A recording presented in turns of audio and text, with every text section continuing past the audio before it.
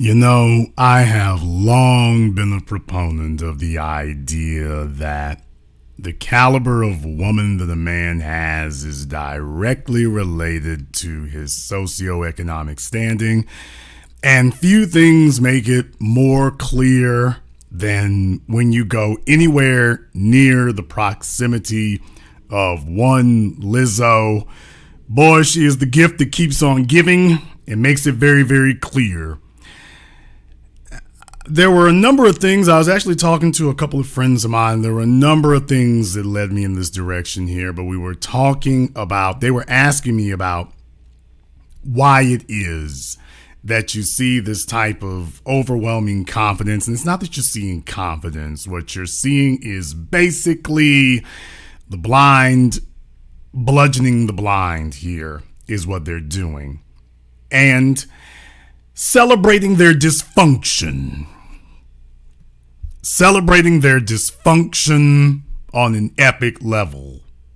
And it really is, as much as I would love to just lay this at the feet of Lizzo and friends, as much as I would love to be able to just do that, I gotta say a very, very brutal reality here. And the brutal reality is, as much as I would like to say, well, this is ridiculous. Oh, and it is ridiculous. Don't get me wrong. Most of the fellas out here, this is going to be the best you're qualified for. And what you see on your screen is a perfect example of the discount dollar bin. This on your screen right now, this is the sexual marketplace today. Now, what you're all going to try to do is you're going to try to say, well, let me grab the third one from the left over there, the one in the yellow. Let me get her and see if I can do that. But you see, here's the problem. The problem is, she's already got plenty of competition that you ain't going to be able to get that one there. That one's just not going to happen. Because if you're not together and if you're not right and if you're struggling, well, she understands that the problem is she's outnumbered 4-1. She knows the rest of her competition out there, and she knows she's outnumbered. She knows she's in short supply. But what I'm telling you is that tonight I wanted to show you, fellas, this is the sexual marketplace today. Some people would say that it's a sexual farm, but my point is, this is the sexual marketplace today. This is what you qualify for. This is what you get. This is what you get. Well, Jason, why are you saying that? Why are you saying that this is what we get here? Well, there's a few reasons for it here, but first and foremost, I guess I'll just jump out there and show you that this came out a few days ago from the Pew Research Center. Young women are out here earning young men in several U.S. cities. Now, I want to put it in context. I don't want it to be out of context. But by the same token, it is something that still bears mentioning. Now, the story says that the New York, Washington, D.C., and Los Angeles metropolitan areas are among the cities where young women are earning the most relative to young men.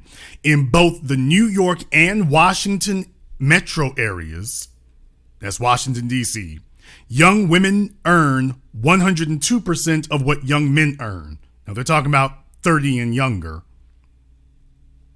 Now, as we all know, once you get over the age of 30, the males take off and never look back. But what I am saying is that the problem with that is that this is during their prime years, is the point I'm making. This is during their prime years.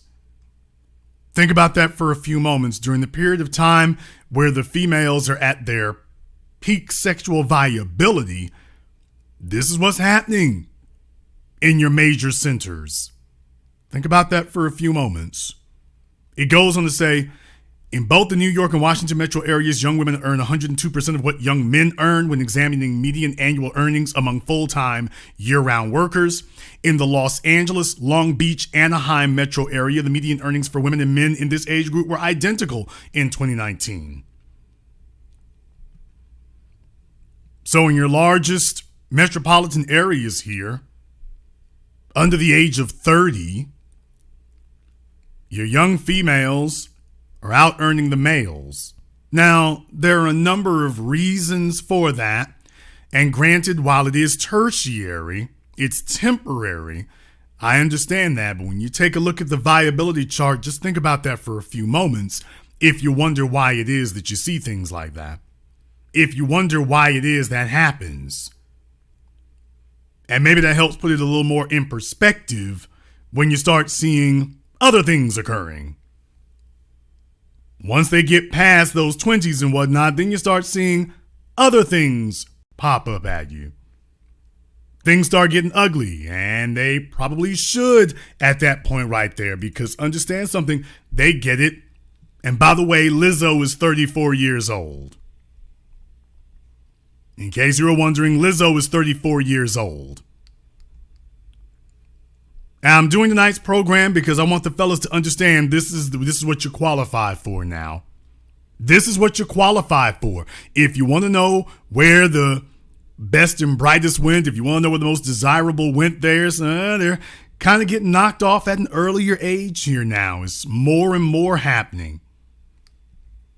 It's not isolated to just a small area anymore. You're starting to see it more and more. And you have to ask yourselves a question here. What will it be? You'll have to ask yourselves a question. In some cases here, it's because they are sized out of the game. In other cases, they've aged out. Shout out Thandie Newton. All right. Well, she's available. She's got a fella in his 20s. All right, dude. This is what's left out there. What I'm saying is we're picking through the discount bin now. We're picking through the discount bin, and we're hoping that there's one well-used car still on the lot. You're hoping that there's one more still left out there. I was taking a look over stats here for wealth. Those 2019 numbers are coming in. I'm taking a look at the stats for wealth. In 2019, the wealth for singles by race. Now, in this case, it's singles by race. It's not relegated to ages. So you start to see here that, by the way, when you actually take a look at the whole numbers, it paints a bit of a different picture from what the Pew Research was saying for under 30. When you take a look at the whole numbers, when men reach their strides, then it turns into a whole new ball game. And not surprisingly, if you take a look and see, the biggest gap by far, the biggest gap is between black men and black women. The biggest one by far. It isn't even close. Let me go ahead and say it's not even close. Even when you take a look at single parents, it's not even close. See, there's a reason why for years and years now, they don't want these numbers coming out like this because they don't want us to have this kind of conversation. They don't want us to talk about this right here, that in reality, the numbers aren't even close. Not even close. Now, they would have you believe otherwise. They would have you believe it's some sort of horse race out here. They would have you believing that, oh, the numbers are really, really close. In reality, no, not really. Not at all.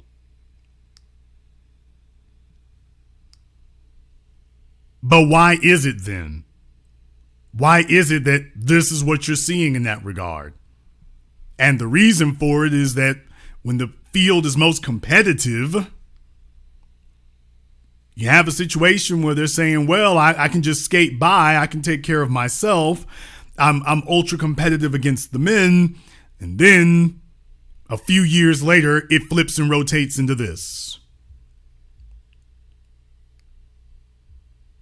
And it would be laughable if it wasn't really out there. It would be funny if it weren't really out there. But by the same token, what I am going to say here is that, fellas, you're going to get, I should say we are going to get what we qualify for. And what you qualify for is going to very, very be heavily influenced by your ability to reward your friends and to disincentivize the people who aren't doing what you want. Now, don't tell yourselves, in case you're thinking to yourself, well, don't worry, this will get a little less silly. No, I assure you that it won't. I actually assure you that it won't get less silly. Lizzo and friends took to a street corner. And I mean, it's a whole herd of them. I mean, a whole gang of them out there. And lo and behold, I mean, they're in the street. Now, I'm not 110% certain. I'm looking at it and I'm not 110% certain. Although I highly suspect that once they started shaking in unison, I'm almost certain you can see the street lights moving. And I'm pretty sure that stomping probably registered on the Richter scale. And it sounds funny. It certainly looks ridiculous enough. Wish I could tell you it stopped, but it didn't. What did her shirt say? Did that shirt say beef? Wait a minute, what did that say? Oh, BB. Okay. All right, my mistake. I thought it said beef at first. It says BB. All right. Her hair was covering half of it up, so I thought it said beef at first. Then there's this one right here. What if Eve, remember the rapper Eve? What if Eve just came the wrong damn way? What if that ever happened? What if the rapper Eve had debuted the wrong damn way from the start? What if that had occurred? Well, it would look like this. I mean, yeah. This is what female bankruptcy looks like, by the way. Then there's this one. You know, if she would do this for an hour a day, she could actually get down to a reasonable size.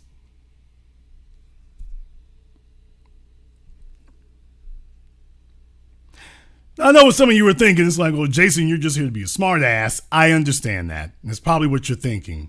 However, it's all fun and games until you realize that, by the way, this is what you have to choose from in reality.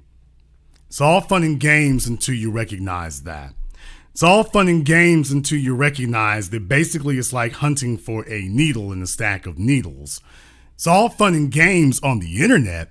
It's not fun and games when you are finally ready to sit down and do something serious. It's not ready to do that. It's not fun and games for that anymore.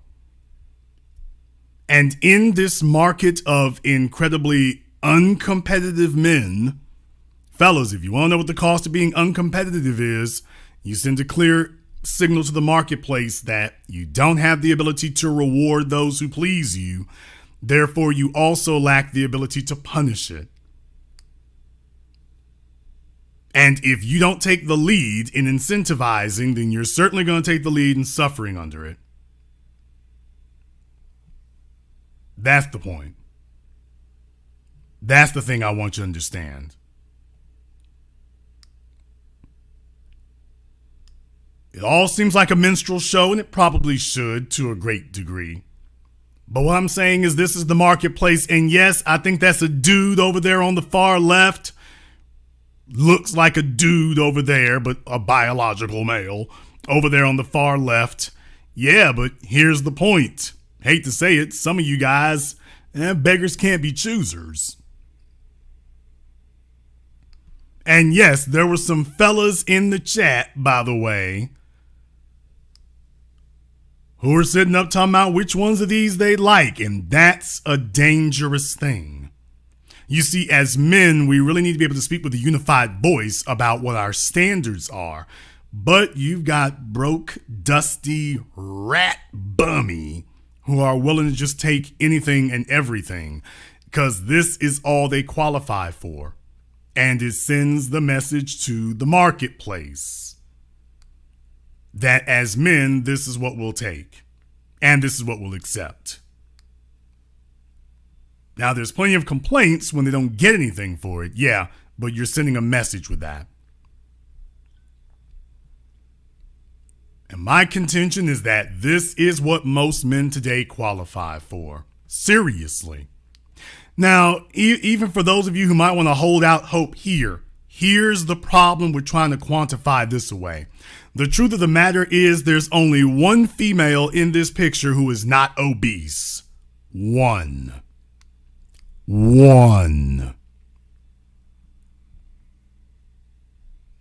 There is only one female in this picture who is not obese.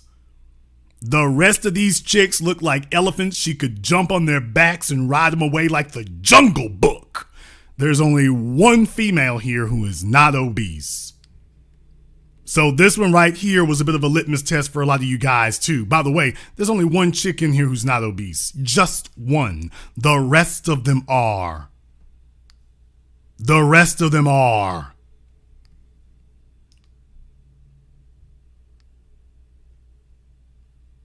But the reality is there are so many of you, you are in a perpetual constant drought that you're not allowed to have standards.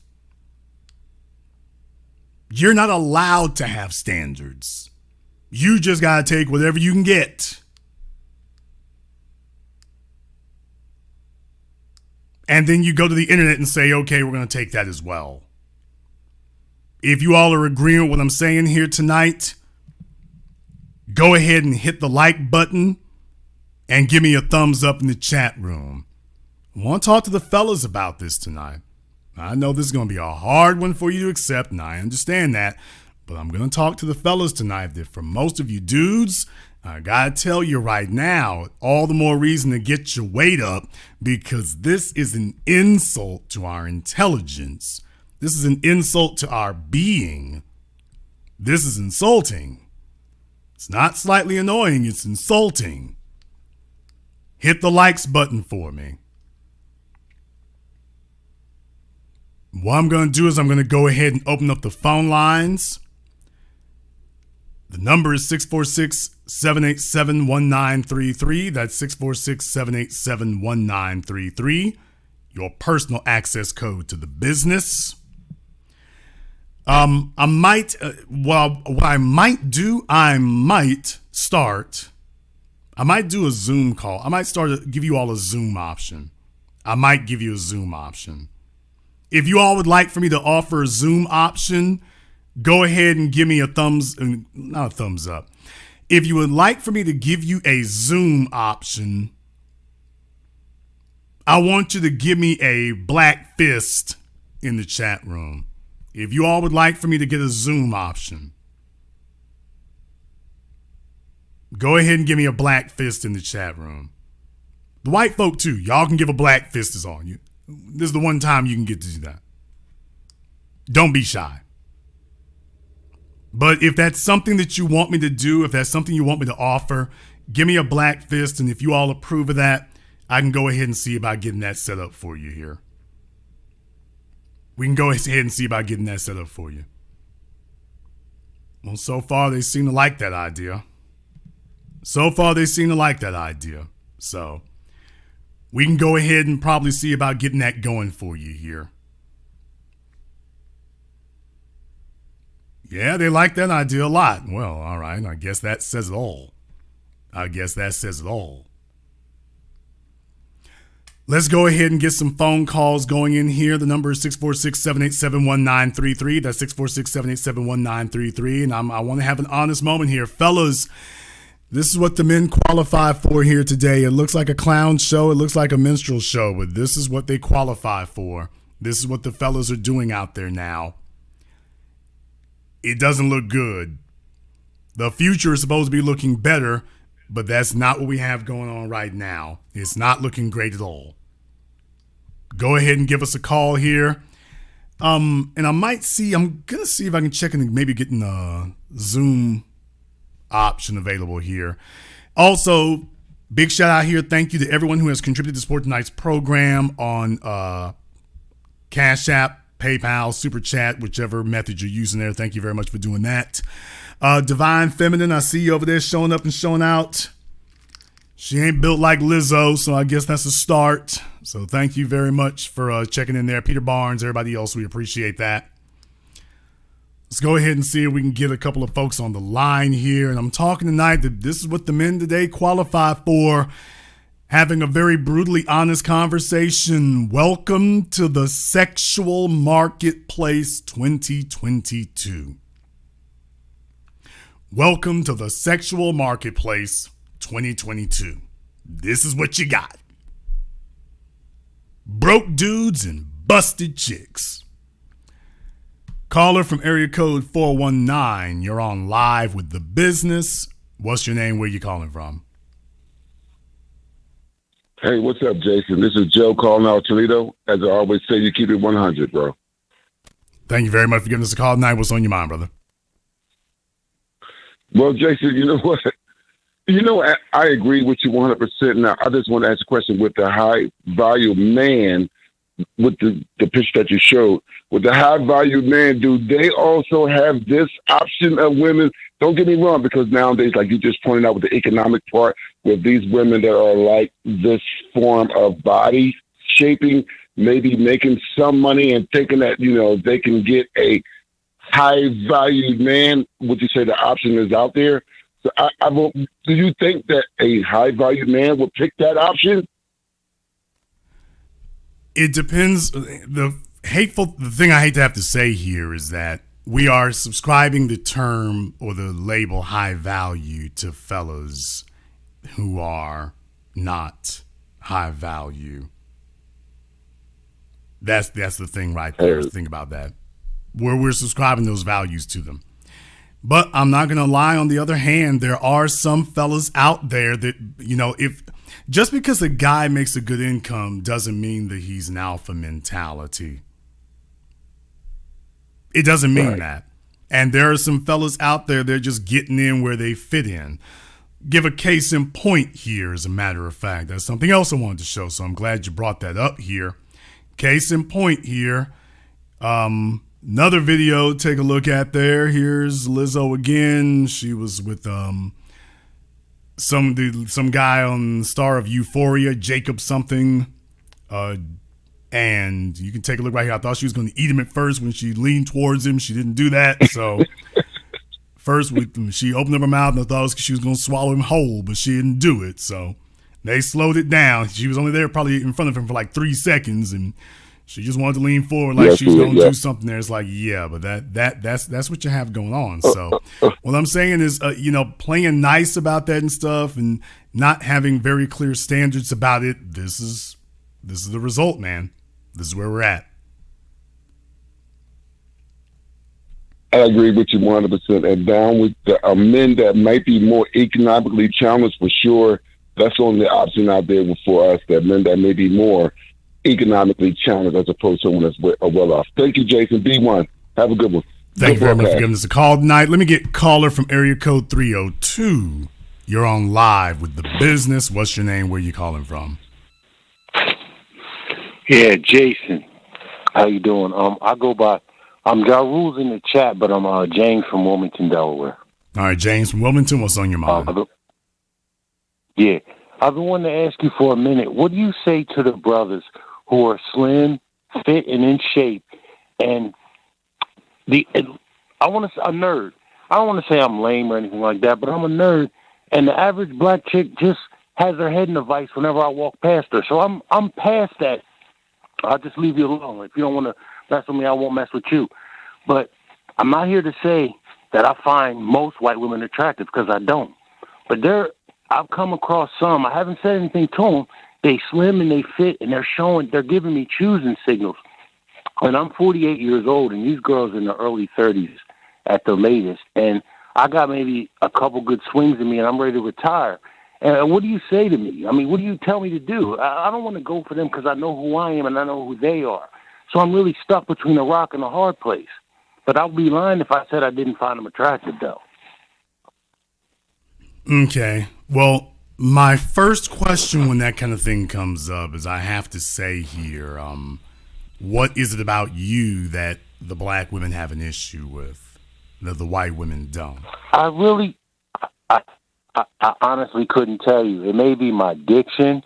It may be my mannerisms, my articulation, but I'm slim. I got a bald head. I got a facial hair. My voice is pretty baritone, I would think, but I just don't know what it is. I stopped asking myself. Well, I'm in the Philadelphia area, and there's a lot of ghetto chicks around here, and we just don't have nothing in common like that. Here's the like problem. Music, I can't really books. believe the white women would be much different. I'd have to see the caliber of the white females. I'd have to see that. Yeah, that's just it. Working class. They're not white trash with tattoos. They're not that.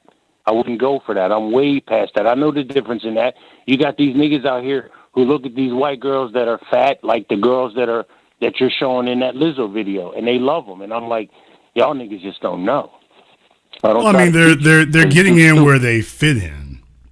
That's the real problem. They're getting in where they fit in. So it's one of those things where you have to understand they're getting by how they have to get by. They're doing that.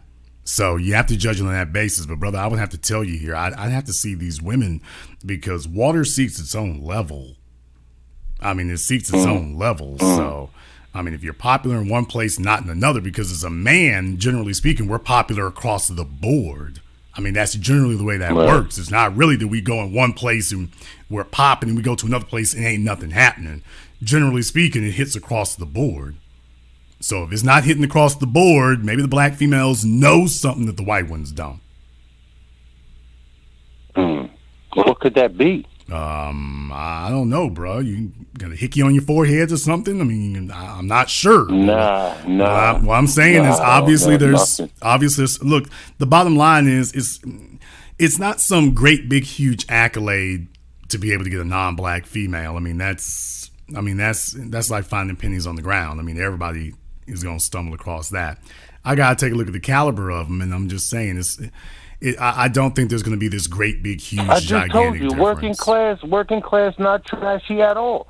I wouldn't say private school upbringing, 2-parent home, just like the same moral value system that I came and I got brought up with.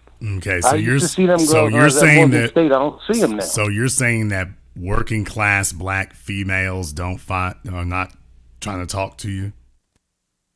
I don't see them. I don't see them anywhere. They're not at the gym where I go, and I don't do much socialization besides work and working out. Okay. I don't like clubs and stuff like that. It just sounds like some basic Becky stuff there is what it sounds like, bro. It doesn't sound like we're dealing with the best, the cream of the crop. I don't think that's the case. Well, we all know that the women of any race, except for our race, are exclusive to the elite men of their race.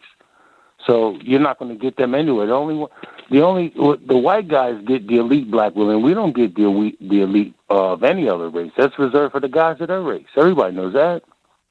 So I'm not saying they're top notch, but they're not throwaway chicks either. Well, brother, better than them Lizzo bitches. Like I say, definitely what I've done here, I put for you all who might be thinking about that, I actually put a link. I went ahead and put a link in the chat room. Into the description of the video. So if y'all check out the description of the video, it has a Zoom link on there. Well, brother, like I say, I'm not sure what they're seeing. It's probably something that they're seeing, unless these women know you personally. It's probably something that they're seeing. And if that's the case, then yeah, that's going to be what it is. So that's going to be probably the kind of thing you want to check into there. If they're seeing it, they're not liking what they're seeing. So and the other thing is, like I say, the white women might be responsive, but I wonder what you're getting for it. Thank you very much for giving us a call. Let me get caller from area code 301. You're on live with The Business. What's your name? Where you calling from?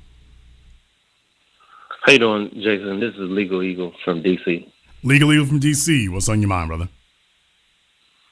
Yeah, I was calling in because I always agree with your topics and your sentiment, but I want to kind of take it from a different angle and ask you a question. Because I've told you before that I'm an attorney out in D.C. and the Supreme Court just recently overruled the right to terminate, right? So my question is, do you think the impact of that actual decision will make it much worse than what it is currently right now? So you've displayed, the hungry hippos of, the women that's available to like the lower end guys, right? But if you don't have the right to terminate any longer, my opinion is a lot of these women will be a lot more selective. So the incentive that they had to be a lot more outrageous and engage in that type of behavior is going to be out the door.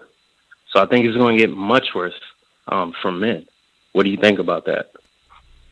Well, certainly it'll take a while before the final receipts come in. This really only affects the federal level, not the state level. So some of your real degenerate states, New York, California, it'll still be a free-for-all there. But it will be far more selective. It certainly will. It'll be far more selective. It'll be a while before it actually settles into them that they can't do the same stupidity that they were doing there before.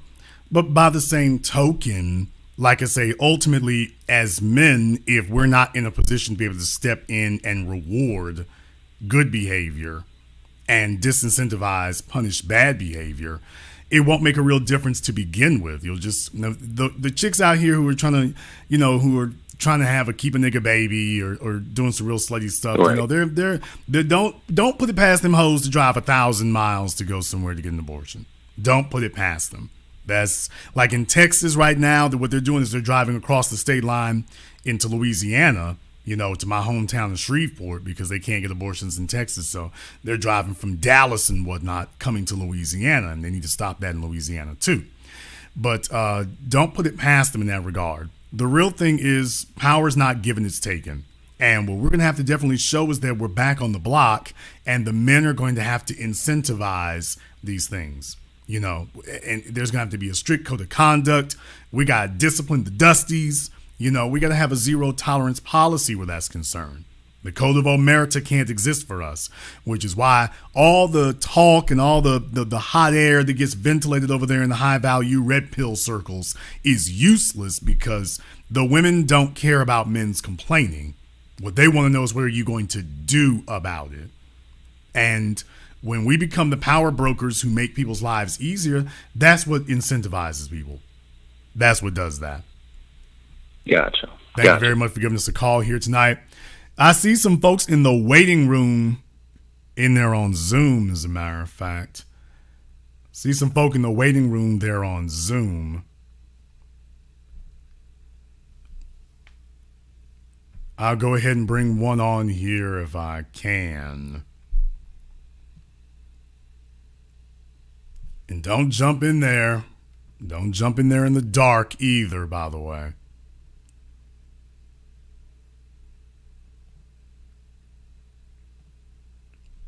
Go ahead and turn your camera on there. While you're doing that, let me get caller from area code 919.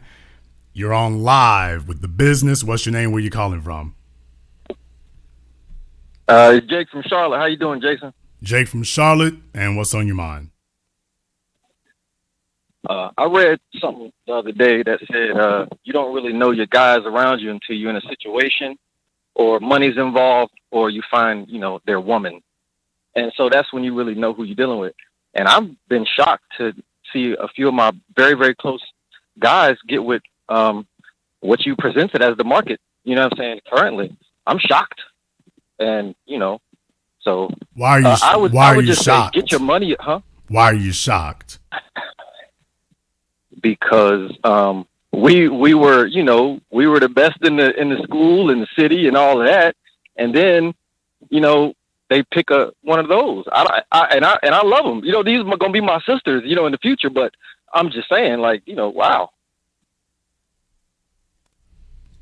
What are their means? I'm shocked. Say again. Well, the fellas you're talking about, you're shocked at what they're doing there. I mean, what are they doing though? What are they holding? Do they have? What are their means? What are they resourceful at? What are they producing? You're exactly right. Low level, not the bottom, about 60, 70, 80, 1,000 a year, something like that. Getting it together. And therein lies the issue. A lot of debt, Therein lies the issue. Like I say, in this environment today, you're dealing with an environment where folks are getting flued out and everything else. They're getting flued out and everything else. And eventually that's going to make a problem, is what that's going to do. It's going to make a problem at some point. You can't sit up here and have the same thing happening all the time and think that that's not going to weigh on you. So what I'm saying is what was good enough for our fathers and what was good enough in the 70s, it's not good enough now. That's not good enough now. The standards have to change, man. The standards have to change. The fellas are going to have to step it up. Because what I'm saying is the women reflect the ambitions of the men. We got to say that, man. That's the way it's been throughout history. Yeah. Females are going to respond to the level of benefits that they can receive. And the more easily they can get that, the more they will do that. The less easily they can have that, the harder it will be. The harder it will be. So I'm saying we have to get to a point where it's like, okay, fellas, you know, it's the getting by and your mama raised you to be a little beta on video games. That's what the problem is. That's what the problem is. Not being competitive enough. Yeah. This is what most of them qualify for. That pool of competitive men gets smaller and smaller. As the pool of competitive men gets smaller and smaller, the pool of overweight females gets bigger and bigger. Think of it in those terms. Right. Thank you very much for giving us a call here tonight. Gonna go ahead and see if I can try to get that going here. So give me just a moment. I'll see if I can bring that up here. Had him on Zoom.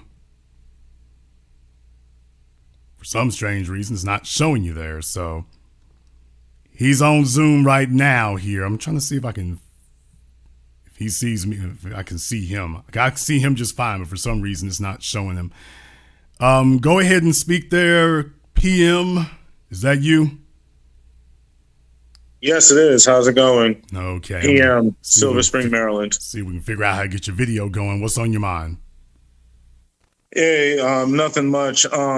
Just checking in. I'm just really just saying that everything you said is correct in terms of the lack of options for men who can provide or men who are high value.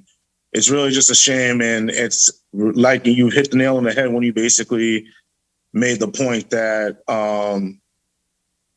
in so many words, we're forced to take what's left. You know, we're basically forced to like scrape for the bottom of the barrel in terms of looks, just women in terms of just, you know, their looks, never mind like, you know, what kind of personality they are or whatever. So yeah, just found that very interesting. Just wanted to chime in and say that and basically just, you know, hear what you have to say along those lines. Well, you're in Silver Springs, Maryland here. So you're up near that Baltimore area. And what do you see? Well, let me find out here. How old are you? 35. Okay, 35 years old here. Let me find out here. What do you, in your opinion, what do you think would be the response that would alter that would get their attention that times have changed and we're dealing with things differently now? Honestly, there's probably like, you know, good solid amount of dudes who really act thirsty and give attention to, you know, really the bottom of the barrel chicks. And I think that's a big part of the problem too, because, you know, they end up by giving them the time and attention, you know, these women then equate that and think that they have value for themselves. So I just find that, you know, something that we should, you know, do, stop reaching for low hanging fruit, if you will. All right. How do we define low hanging fruit? Well, I mean, you show it on your broadcast, and many a times there's a list of like, you know, just deposits and withdrawals, and the women out there in terms of like looks, they're either like, you know, overweight, tatted up, you know, look a mess, or if not that, you know, they are quick to talk back on you, or they have like a crazy sense of entitlement, or thinking that, you know, they're, you know, better than they really are, or, you know, they deserve better than what they offer. So, you know, just, you know, issues along those lines. Do you think the fellas there as a group, do you think the men as a group are dissatisfied with their options?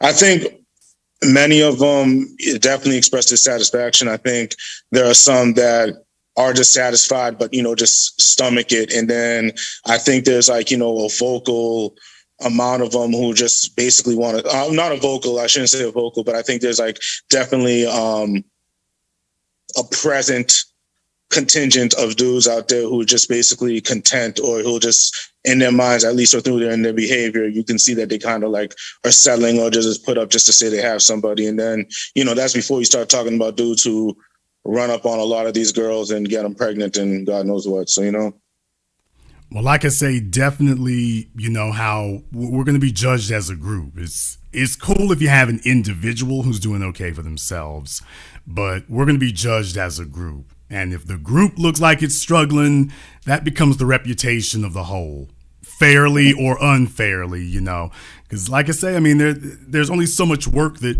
they're going to put into it. And that's why I was saying, when I took a look at this picture, I was like, this looks like the discount dollar bin of the DVD discount dollar bin. It's a bunch of crazy ass movies you never heard of before. And then there might be one up and they might have a John Wick in there. But other than that, it's just, you got to dig through all the rest of these to go find just the one. And that is a very dispiriting thing to have in that regard. That's very dispiriting to have. Mm-hmm. Well, I agree. You're our first Zoom caller here, brother, so thank you very much for weighing in. No problem. Thank you for having me. Let me go ahead and I'm going to go ahead and bring in Brian. It's going to take a few moments for them to go ahead and load that up for you here while we're doing that. Let me get caller from area code 646. You're on live with The Business. What's your name? Where you calling from?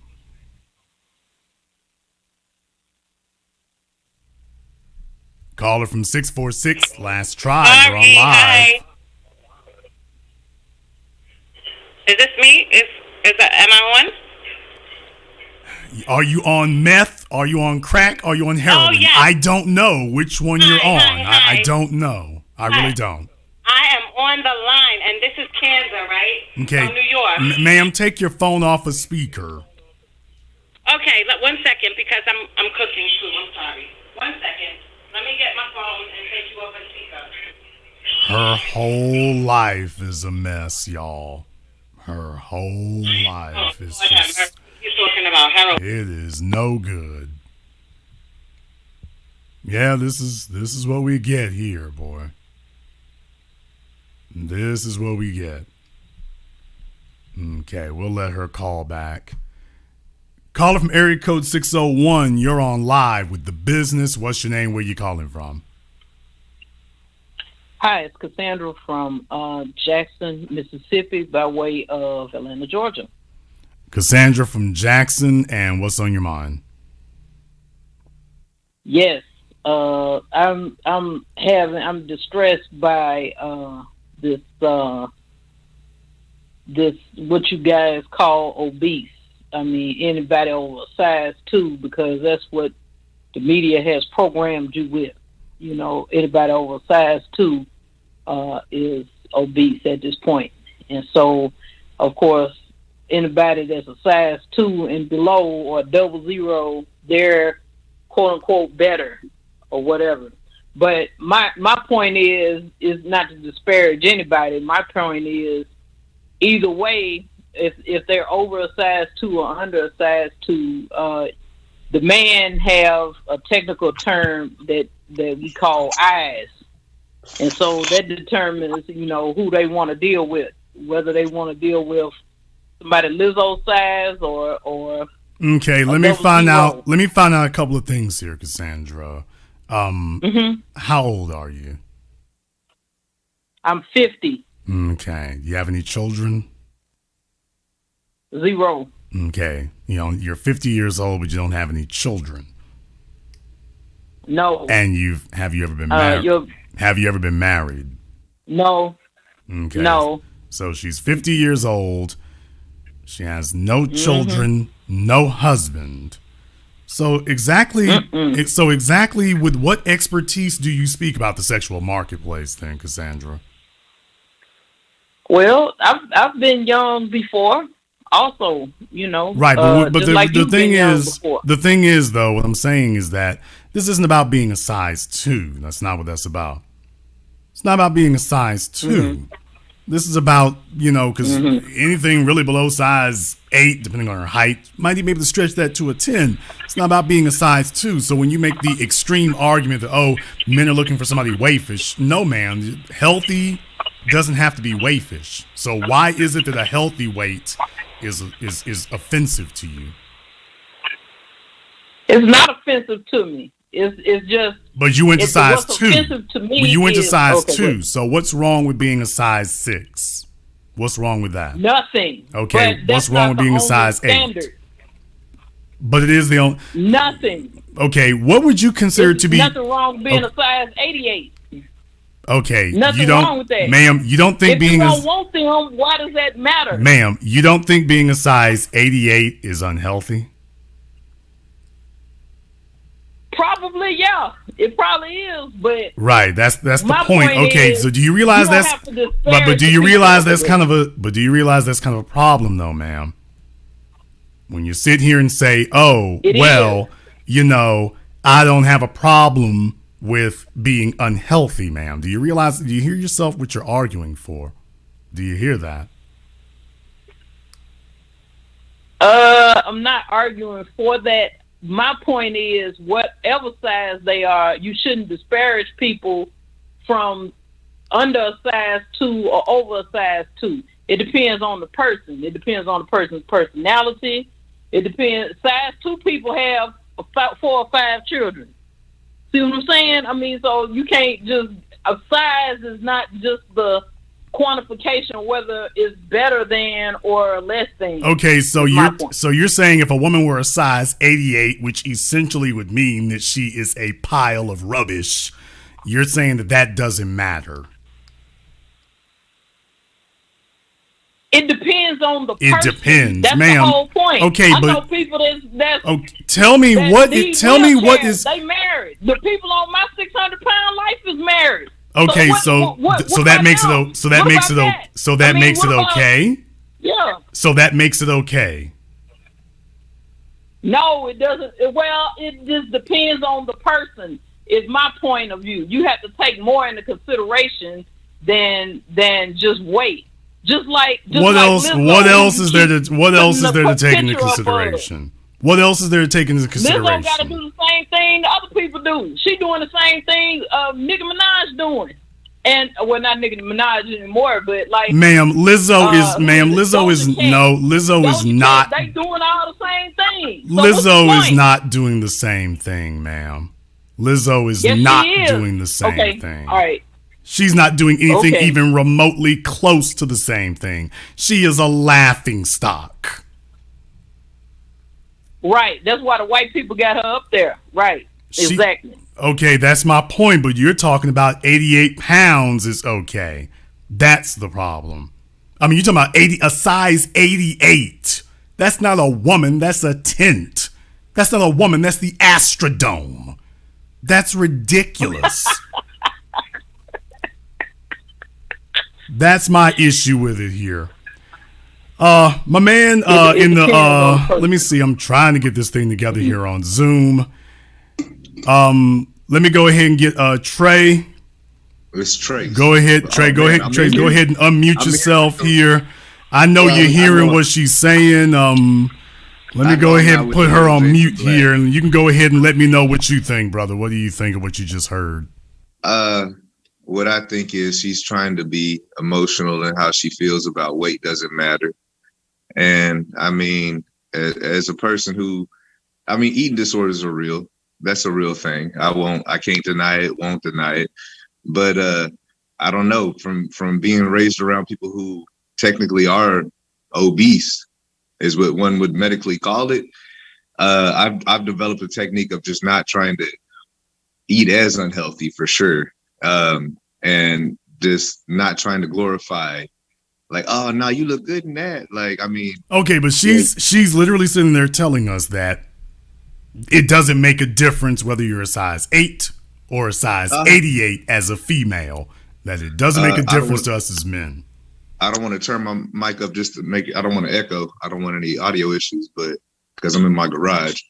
But with the weight, women gonna struggle with the weight anyway, especially if they're childbearing. But we sound like I just heard the caller who 50 with no children, or she 50 no man, at least, like that's it's no question of that. But then it's just that men aren't anything and they're not worth anything. That's why nobody would want somebody like that. Is really what it seems like the most. What I'm hearing is it's not really they mad at you telling them they're unhealthy. What they're mad at is you telling them that that's the reason that possibly nobody wants to be with you. Size 8, yeah, that's fire. Yeah, my old lady was smaller than that, but then once she was barren and had her twins, and then once we had my boy, like, yeah, no, it wasn't the same. But in the same breath, she makes sure that she tries to work out and tries to be at a healthy weight, or at least eat healthy, and not have us out here on McDonald's or just messing off, just not eating not putting what into us that we want out of us, which is something good.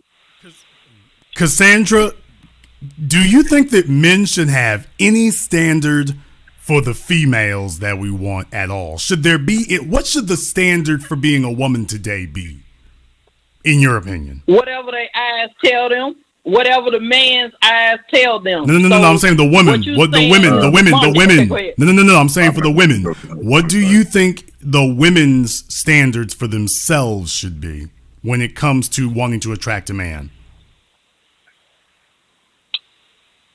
For one to attract a man.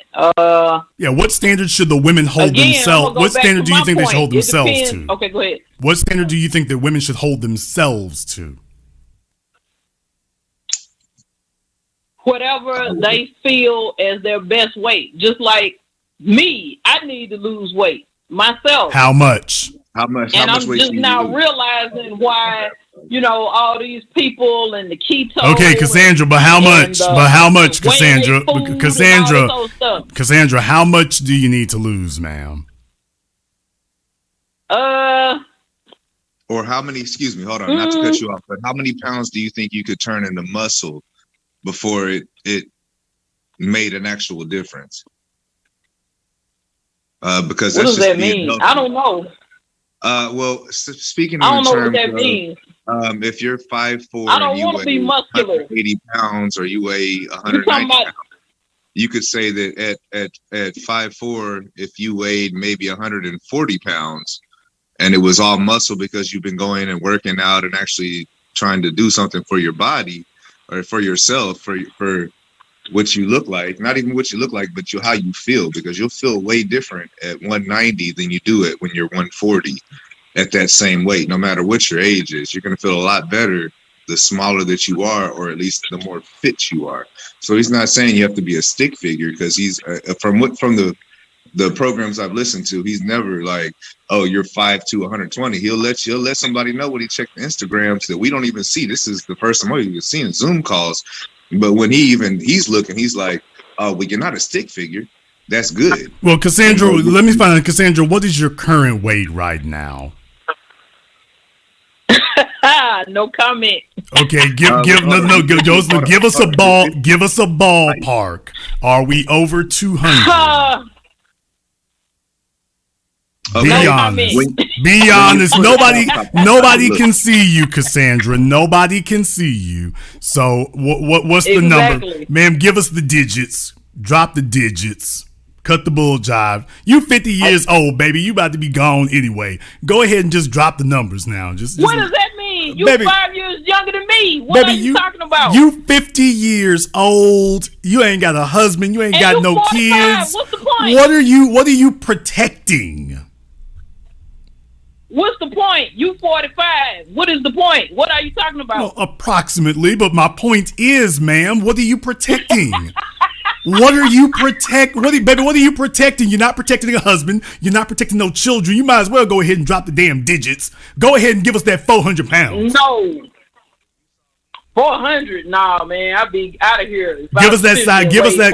Pounds. Okay, what size do you wear? I'll be on a respirator somewhere. Oh, you probably are. It sounds like a CPAP machine. But what are you, a size 16? What? Are you a size 16? No. Are you a size 16? Not at all. What size do you wear? No, I'm not. What size do you wear? A lot. A lot? Yeah, a lot. Is it in high double digits? No. Okay. Well, ma'am, I'm going to have to let you go here, but I'm hoping that Jillian Michaels can drop by your house and help you out here. So I asked her for the numbers. If she's scared to say that number out loud, that's even worse. Trace, I'll let you have the last word. Hey, man, I just appreciate everything you're doing. Hey, I'm glad to be one of the this is, like I said, my first time seeing some Zoom calls, but I'm glad to be on here. I appreciate everything you do. You've had me look at what I'm doing in my life, and the fact that I have daughters I'm raising, I have a son I'm raising, that at 30 I make six figures and I'm ready to double it. I'm speaking to my wife, and she's a good high value woman who she over here trying to at least get her weight right. I can't say it's right now, but I guarantee you she's making steps to make sure everybody weight right, everybody health right, that we're gonna be here a long time, and we got a lot to work on. And so I appreciate you for letting me know about your seminars that you do.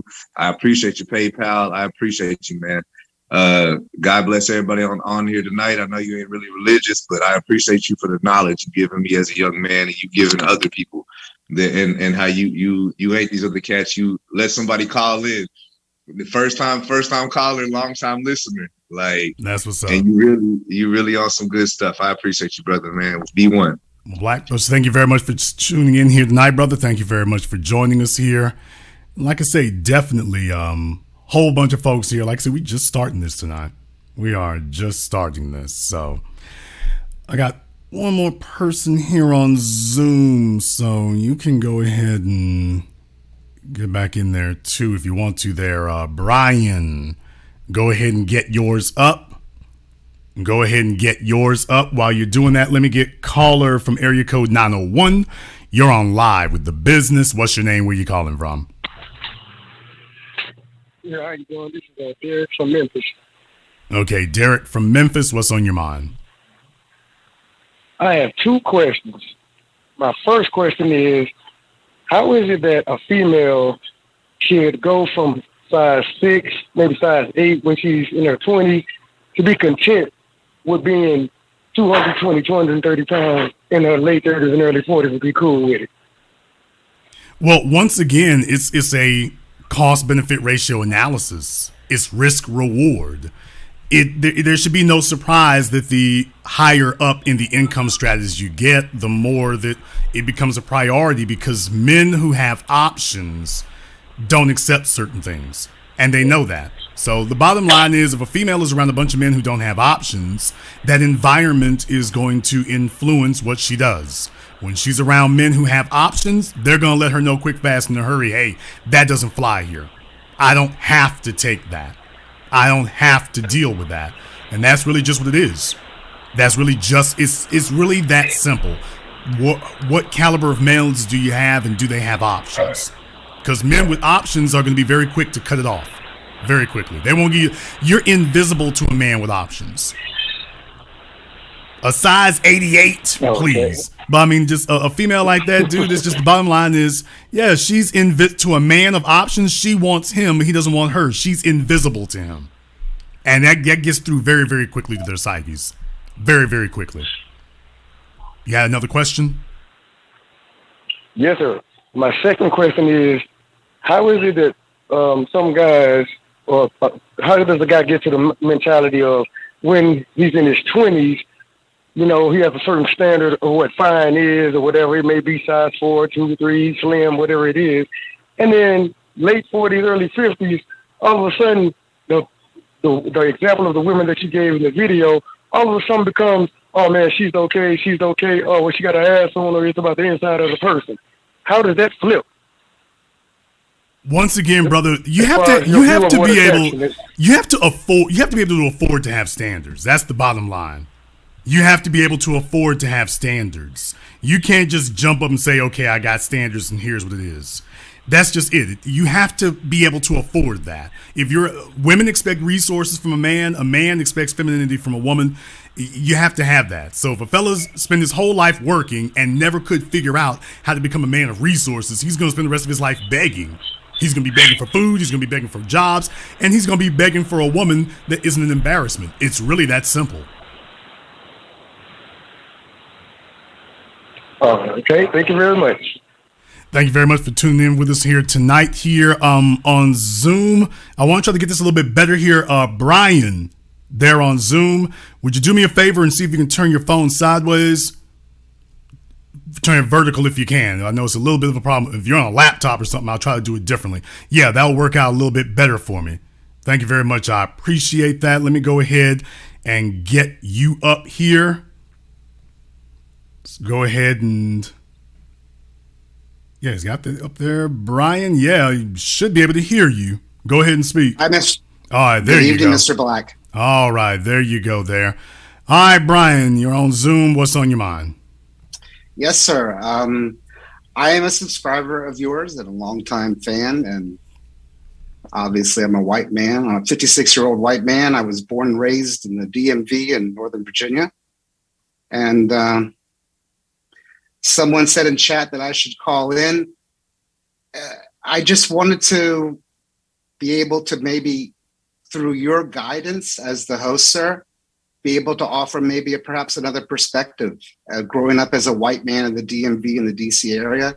And maybe you could guide me and I can hopefully answer your questions as eloquently as possible. Okay. Well, I'm not sure I have questions necessarily, but what exactly did you want to input? Well, let me give you a brief background. I grew up in Alexandria, Virginia, if you're familiar with that at all. I am. No. Okay. So I grew up in Alexandria, Virginia in the 1970s. I was born in 1965. I'm 56 years old. I went to a school, an elementary school called Jefferson Houston Elementary School. I lived in an area called Landmark, which was very near Interstate 95. And when I was entering the third grade, my mother came to me and told me that they were going to bus me to Jefferson Houston downtown Alexandria with the black kids, and that the black kids are going to be pushed out toward the other. That's what was going on. So I didn't take a school bus anymore. I took a Metro bus. So they took me on the Metro bus. And one of my vivid memories, let me just give you a quick background. I went into the military, served 6 years in the Air Force as an air traffic controller. I worked at Washington Center, which is a radar facility for the FAA. I worked from 1989 to 2020. I just recently retired as the air traffic controller and with the FAA. I had an outstanding career. I lived all my life in the DMV. I've been very blessed by God, and it's just hurting me. I don't know what's happened, but it just seems like it's accelerating. And I'm just very, very sad. Okay, let me find out here. Long story short, what exactly is accelerating? The sadness of I have so many friends of all races, but as I said, as I was bused downtown DC as a basically as a 7-year-old boy, I had so many black friends. Even in February in Black History Month, I was Tito Jackson in the Jackson 5 for Black History Month. So they actually even used makeup. I remember my best friend's mom put the makeup on me and a wig, so I had an afro for the Jackson 5, so I could do the show. And I remember my mom clapping that, I did such a good job. Brian, time is limited, though. Let's cut to the chase. What exactly did you want to ask me? I want to tell my black brothers to hang on, do not settle. These women need to get their act together. They're emotionally immature. They're being this is all my opinion, okay? And please do not take this as a stepping on a culture thing. I do not want this is from a place of deep love. I do not want my black brothers that have saved my life in the military to settle for emotionally damaged, physically unfit, unworthy women who will end up wrecking their lives, causing emotional damage, which will go down and down through generation and generation and generation. All I really want to say, this has got to stop here. Everybody has to come together and stop this insanity. The cosmopolitans, the people trying to make Lizzo saying 350 pounds is a thing of beauty, that this is health. This is not acceptable. We all know it's not. There's no logic in it. There's no common sense, and it has to stop now. We have to take a stand, and I'm with you. And anything I can do to help, I am with you. Okay, well, I would like to ask you one thing here then. Yes, sir. Just out of curiosity, when was the last time that you dated or, had an interaction with a black female? I was married to a black woman. I got married when I got out of the Air Force. I went to rent an apartment in Manassas, Virginia, and I fell in love with the girl who was renting me the apartment. And she said, "Oh, are you from here?" I said, "Yeah, I just got back from the Air Force." She invited me to a movie, and we hit it off, and we had a beautiful marriage. It didn't work out all the way. We're still best of friends. God bless her. But I was married for 15 years to a black woman. We didn't have any children, and that's what unfortunately led to the eventual demise of the marriage. But I'm a single ship. In airplane speak, as an air traffic controller, I'm a free agent. I just fly on my own. I'm a single ship, and I just explore life. All right. Well, thank you very much for weighing in on that. By the way, do you get hit with the divestment crowd? I don't really understand, Jason, what you mean by that. It's a group of females who basically are like, there are plenty of them who are size 16 or greater, and they're like, well, don't worry, there's plenty of white men who want us. Do you get that kind of thing? I've had them approach me. I look at them for their personalities, but I'm very upfront that I'm not physically attracted to overweight women. I'm 5'8". I weigh 169 pounds. I try to stay within the military regime that they had us conform to. I come from a fat family, I'm not going to lie, but through intermittent fasting and eating one meal a day and watching my weight, I try to take care of myself because, we only get 30,000 days on average on this planet as a human in this body. And I don't really want to, I got about 10,000 days left if I'm lucky. And I just want to try to maintain my health and spread kindness. All right. Well, thank you very much for giving us a call here tonight, Brian. You are welcome as always here. And thank you for tuning in. Thank you, sir. And everybody just hang in there and just do the work. It takes action, not thought. You got to put thought into action. Thank you very much for giving us a call here. Yeah, absolutely. You got to put something behind it there. So that is very, very important. Yeah, absolutely.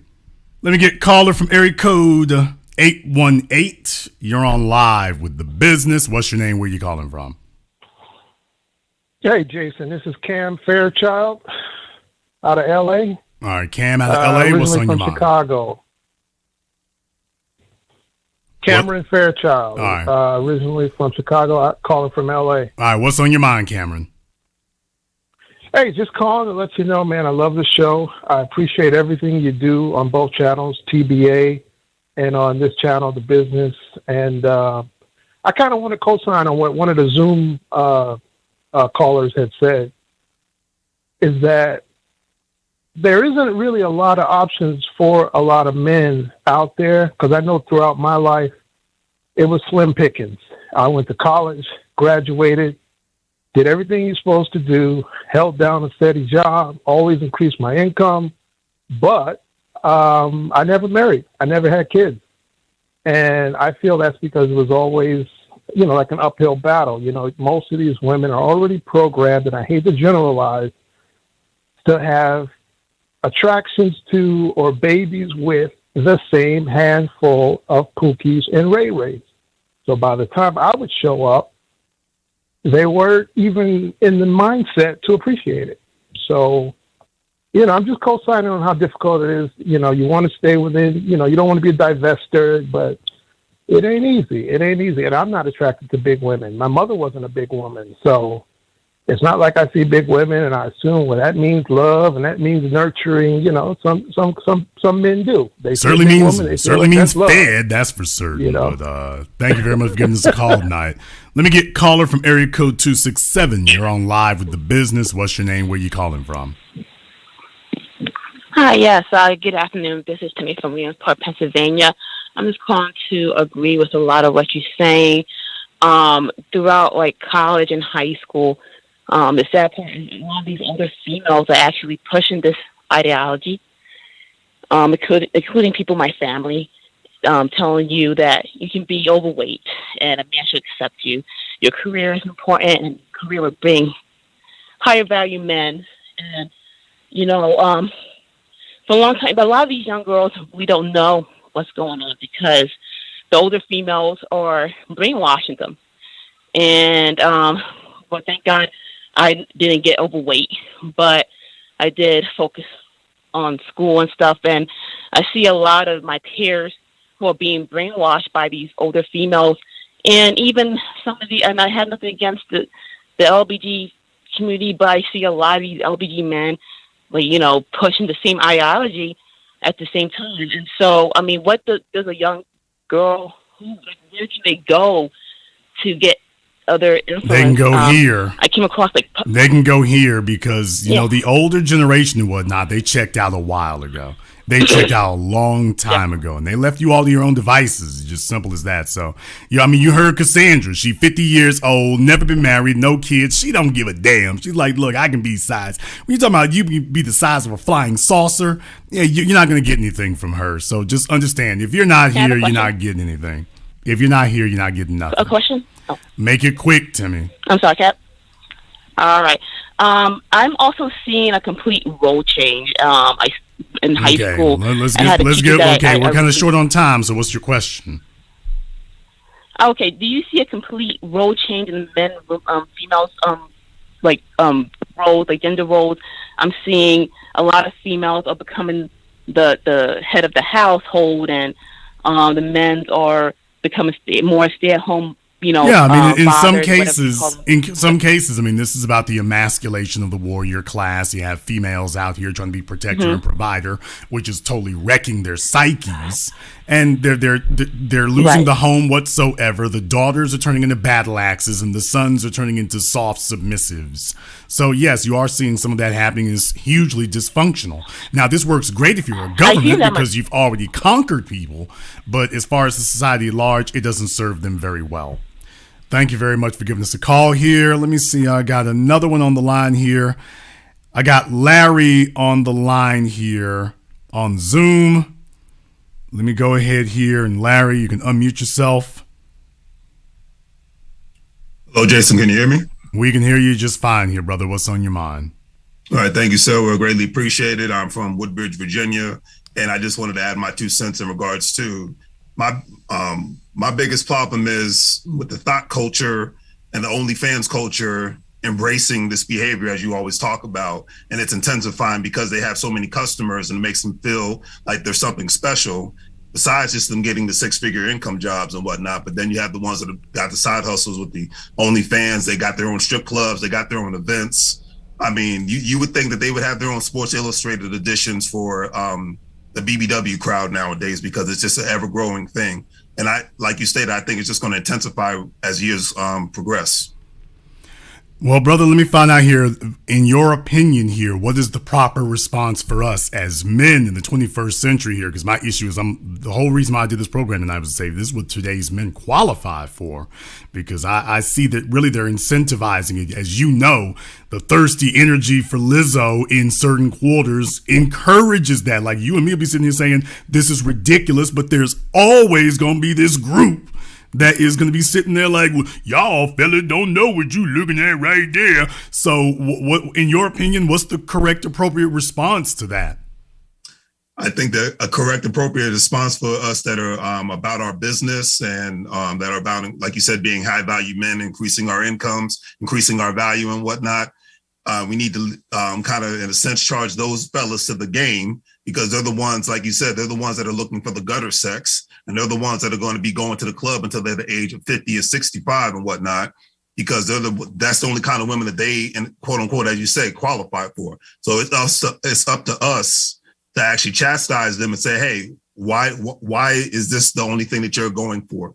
Why do you like just having, as you say, gutter sex and just, sleeping from bed to bed and whatnot with these women? And why do you keep making their heads bigger than they actually is and whatnot? Because obviously you're spending more time on social media chasing them instead of more time, like you said, trying to make yourself a better high value man, not just for yourself, especially if these men have kids or if they, have potential wives and whatnot. but they don't want to spend time doing that. They put as much energy into as chasing these females as they do like they playing video games or watching football games. Well, you said the ones who say that we're being too judgmental, like Cassandra. Okay, here's my mindset. If no one's trying to help you improve yourself in life, then obviously you're in the wrong group. It's that old saying, if you're the smartest one in the group, you need to find yourself a new group of friends. Well, certainly, like I say, brother, if you see a size 88 rumbling down the street, you might want to ask her, Cassandra, is that you over there? Just in case. I got a feeling it just might be. Thank you very much for checking in with us here, brother. We appreciate that. We're going to go ahead here and let me check and see if I can. Yeah, we got our metrosexuals out here. Make sure they're represented as well here. Let me get caller from area code 701. You're on live with The Business. What's your name? Where you calling from? How you doing today, Jason? This is Kevin Jackson calling from Carrington, North Dakota. All right, Kevin from Clarendon. What's on your mind? Yeah, man. Shit, if I got to lift a woman's belly up to get to her vagina, I got a problem with that. Ain't no way I'm going for no obese woman. I don't care what nobody say. You know, I take good care of myself. I work out 3 times a week. I eat right. I exercise. I expect my woman that I have in my life to do the same thing. Ain't no way around that. Now, I done dated some women that didn't look all that hot in the face, but I guarantee you their body was banging. That's just the way it is. It's like, what, 10 women out here to every man? What's the problem? You gonna choose something that's unhealthy, unsacked? That don't make sense to me. Well, I mean, but is that not the condition that most of the fellas are in today? They just get it how they live. They're constantly in a drought. They're constantly desperate. Is that not the condition and circumstances under which they're existing? That ain't the condition. It probably is. I don't know what these guys' mindset is or what they're going for. They just different from when I was coming up. I don't know, man. I'm almost 59 years old, and I still got women in their 20s want to holler at me. That's because I look like I'm in my 30s because I take good care of myself. You know. All right, brothers. Pull your grandma out there. Well, thank you very much for giving us a call tonight. Also, thank you to everybody who's contributed to support tonight's program here on PayPal, CashApp, or Super Chat as well. So, Keith, I see you out there. Brian, thank you very much. And thank you all for contributing on Super Chat. Consider one of the other options since YouTube does keep 1/3 of every dollar that you send there. Let me get caller from area code 646. You're on live with The Business. What's your name? Where you calling from? Hi, my name is Jackie. I'm from the Bronx, currently living in Manhattan. How are you, Mr. Black? Jackie from the Bronx, and what's on your mind? Well, hello, little person. What's on your mind? I am calling. I have 3 points that pertain to myself because I'm very transparent, as y'all probably can tell in the chat, JW Sincerity. So, first I want to say thank you because you are very helpful in my life. I am a mother, and just listening to you has helped me tremendously. Excuse me from before for not being on point, grabbing the phone when I was cooking. So what I wanted to say is that I had the opportunity to move down south when I was 18. And the first year I moved down there, I gained dang near 100 pounds from no exercise. Now I went from being a size 12 to a size like 22 in a year. And that was, there was no exercise down there. It was like culture shock. I went from New York to South Carolina. So for me, I want to interject with that as well. In that first year, I was making fun of this lady. She was walking across the street to Walmart, and that was when Ludacris, Rolling Bows. Every time I saw a fat person, I would say, roll them bows, and I would roll my elbows, and everybody would be laughing, like all my friends. And then all of a sudden, I just like gained weight. I don't know what happened, but all I know is I went to the mall to grab some Levi's, and I couldn't fit them, and I walked out of that mall crying that day. So ever since then, it's been a struggle. Well, okay, let's weight. find out a couple of things here, though. How old are you? I am 41. Okay, you're currently 41. How many children do you have? I have 3. Okay, how many husbands do you have? I do not have a husband. I kind of slipped and fell. Down. She kind of slipped and fell on somebody, and next thing you know, she's pregnant. Is basically that. Well, no, there you go. I think I got a little happy when I moved back to New York, because down south there was like every man down there. It's like either the good looking ones are taken, and really it's hard to like meet people. Well, I've never. You have to meet someone like at church, or I could go to a club. I could go to, something like that to meet somebody, but it's never been like. Yes. Really? I can meet somebody at church. Really? Seriously? Well, that was the way down south in South Carolina. Okay, ma'am. I'm from the South, ma'am. And I'm older than you are. That ain't been a thing since the 80s. So I'm trying to figure out. This is regurgitating something that the old folk told you. But, baby, we ain't been looking for a mate in church since Reverend Ike. I mean, it's really not like that. Yeah, I understand. I think I didn't really see anybody that was really attractive to me. And then when I moved back to New York, it was like, wow, back to like where, all the good looking men are. Okay, let me find out. Well, let me find out something here, though. I mean, now, are you originally from New York? Yes. Okay. Your children, did you have them in New York? Yes. Okay, so you had them when you left New York. How old were you? Yes, I had them when I moved back to New York when I was 31. Okay, so you left New York, you went to the Carolinas, you moved back to New York, and you started dropping off the bastard kids. Pretty much. Is that the short version? I'm sorry. I had my 2 when I moved back to New York. My son I had before I moved to New York when I was younger. Don't put it on speakerphone. Thank you. I'm sorry. I homeschool, so we're on a different schedule. That's all right. Okay.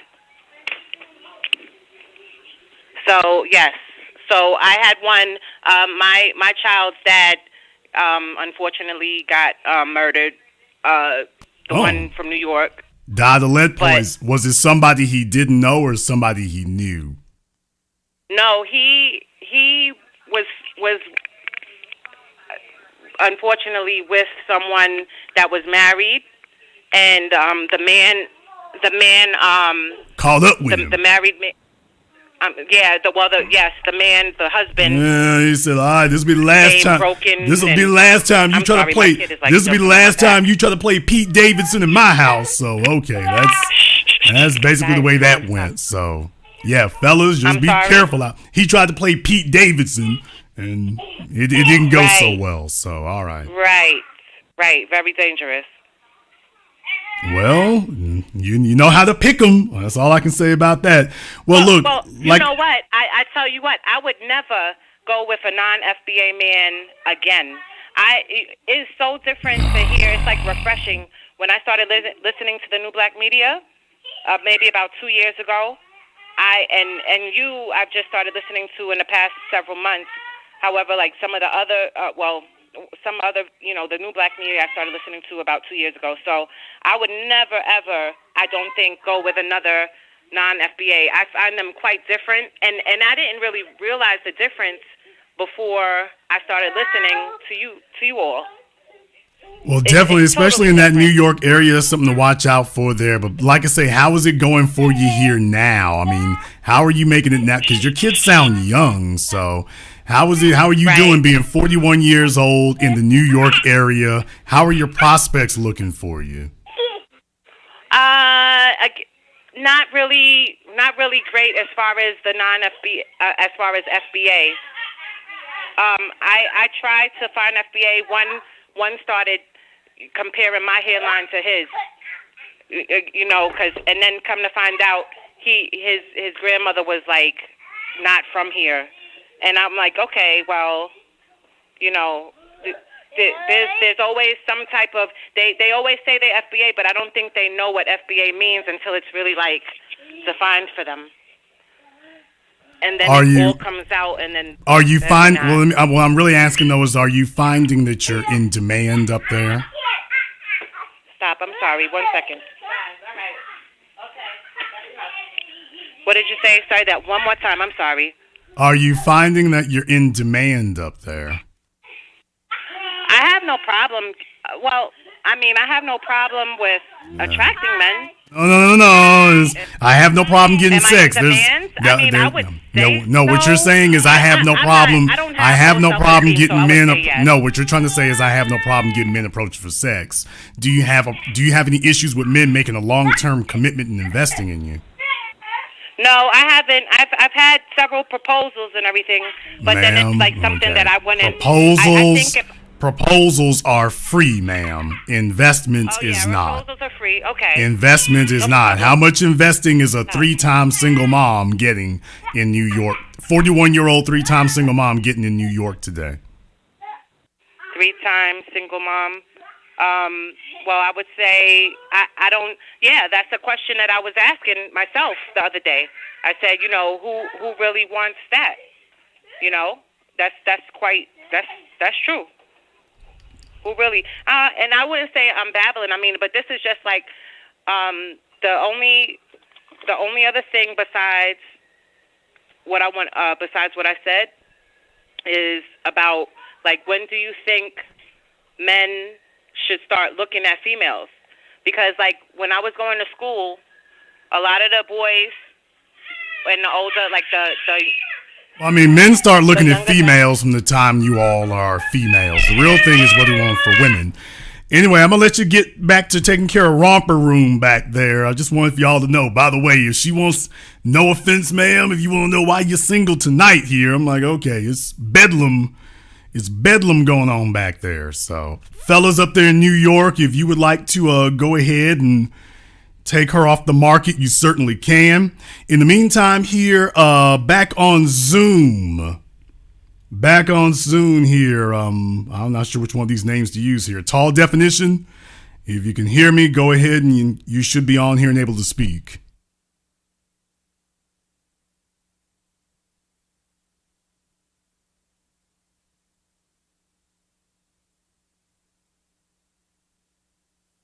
We're not able to hear you. For some reason, you're not muted, but I'm not able to hear you. You might want to check your mic connections and what it shows for that. I can see you just fine, but I'm not able to hear you. So see if you can check on your inputs and make sure that's correct. Yeah, I see your hand up there. But as far as you're unmuted, so there's no reason you can't go ahead and speak. Not really sure what's going on. I see you just fine. You're unmuted, but check your inputs on that, brother. That's all I can tell you here. I mean, you're unmuted. Everybody else can speak just fine. I don't know why that's happening with you. I'll give you a minute to see if you can take a look at that. Let me get caller from area code 704. You're on live with The Business. What's your name? Where you calling from? Caller from 704. Last try. You're on live. Hi, Jason? Yes, that's me. What's your name? Where you calling from? Okay. Leslie, I'm calling from Charlotte. Okay, Leslie from How are you? Leslie from Charlotte where? North Carolina. All right, Leslie from Charlotte, North Carolina. What's on your mind? Yeah, I just wanted to offer, I don't know, maybe like a perspective to look at, you know, the issue that we're talking about tonight. I spent, and I'm speaking based off of my own experience, I'm 48. I spent the majority of my late teenage years, 20s, 30s, very overweight. At one point, I had gotten up to like 340 pounds.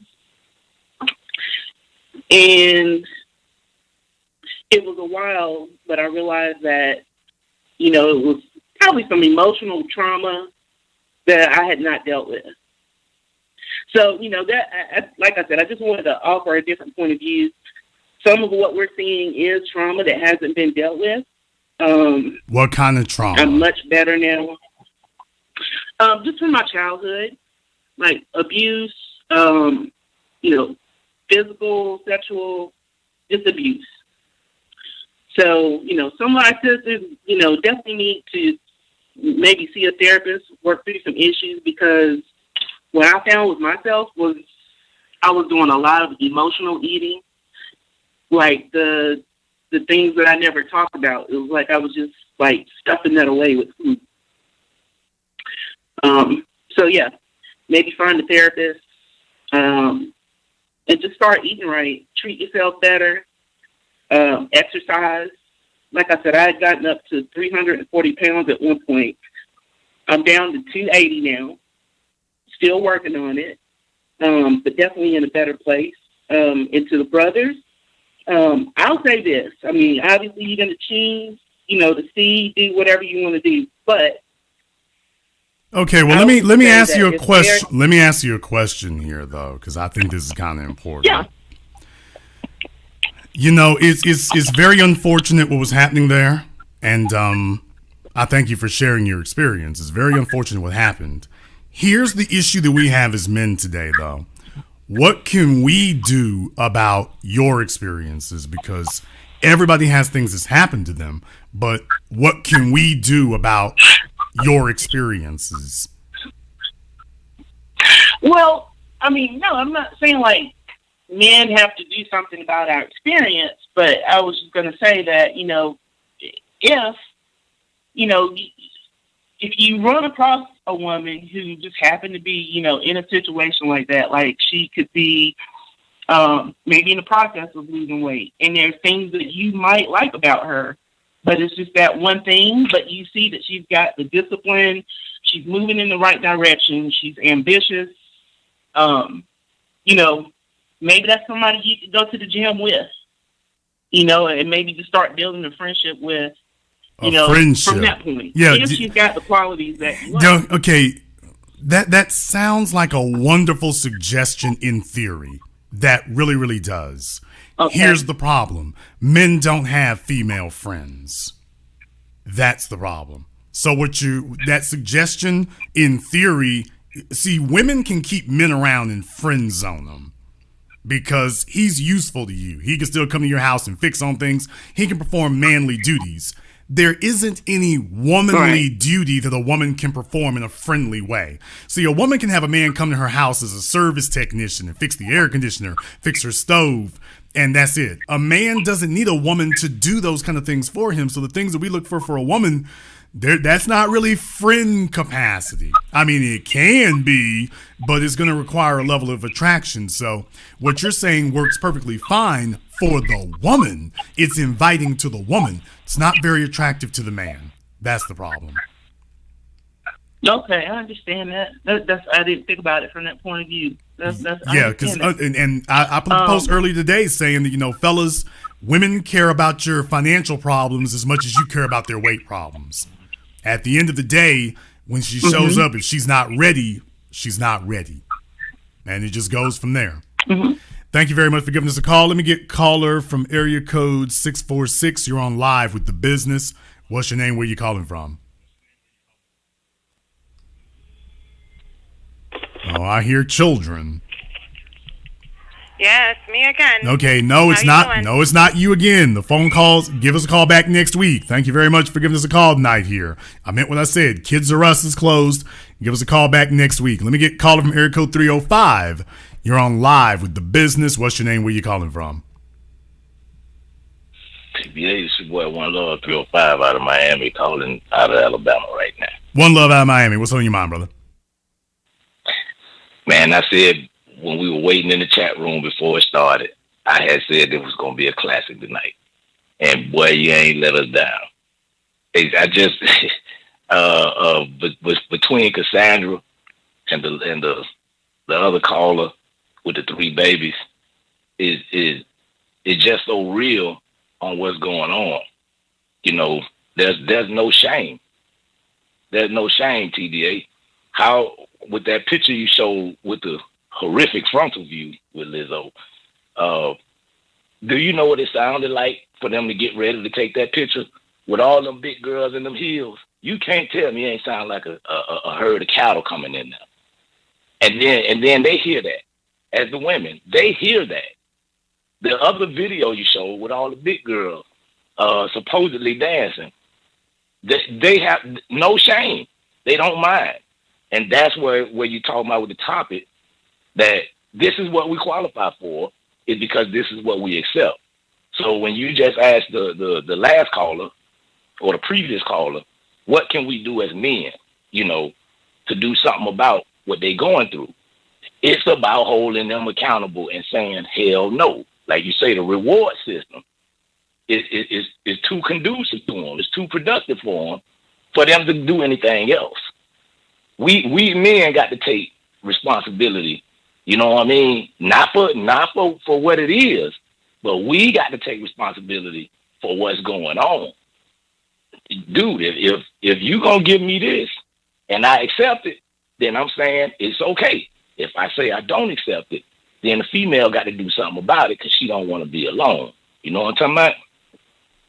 Yeah, I mean, we have to recognize and understand what our power is in these situations here. And it's kind of sad that we have to say that, but by the same token, there are enough out there who are accepting of it that it emboldens the other ones otherwise. So that there's where the real problem comes from in that regard. Thank you very much for giving us a call tonight, brother. Let me get caller from area code 913. You're on live with The Business. What's your name? Where you calling from? Hi, Jasmine from Kansas. Jasmine from Kansas. And what's on your mind? I think I jumped in a little late. So I guess I've been hearing a lot of women and men discuss relationship problems, and I feel it's almost equal. I don't feel there's necessarily like anything on one side, male or female, that we're not, it's more so we're not clicking. We're not understanding what's needed on both sides, because I feel like I've experienced relationships and like a little bit of single life, and I didn't realize this was such an issue in the single world. And I guess I just... I don't know. I guess I just had some thoughts on it, but I didn't really know. I didn't know really where my input was. Okay, let me find out here. How old are you? I'm 32. Okay, you're 32 years old. Do you have any children? I have a 7-year-old and a 14-year-old. Okay, and are you married? No, sir. Okay, then you say, I didn't know it was like this out there in the single world, but you are in the single world. So I'm trying to figure out, how are you making that distinction? Okay, so I just got to the single world. I was with my kid's father for 15 years. Okay. We just weren't married, but we were together for 15 years. And then I became single for the last year. You're gonna slow down now. I was with my children's father. Were you married to him? No, sir. Okay, then you kind of just been hanging in there for a little while then. For a long while, yes. Okay. Now remind everyone one more time how old you are. 32. Okay, so since you were 20? We started dating at 15. Wow. And we were teenagers. We had our daughter at 17, and then our son at 24. We're the same age. So she gave him her peak years. She gave him the best she had. By the way, what does he do for a living? He is a barber.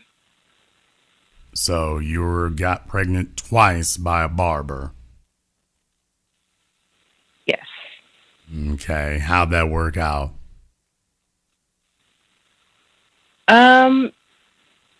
So I was the financial provider, so it worked out pretty horribly. But I was financially responsible for most of our I got it now. relationship.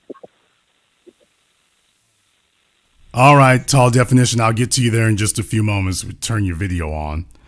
We'll get to him here in just a few moments. I've been giving him time to go ahead and get that started. Let me find out here. What do you do for a living now, ma'am? I am an artist and also a barber. So you both cut hair. Did you cut hair? I mean, how long have you been doing that? I've been doing hair for 12 years, and he's been doing hair for 11 years. Okay. Does he have any other children by anybody else? Yes. He has one other child in between our two children.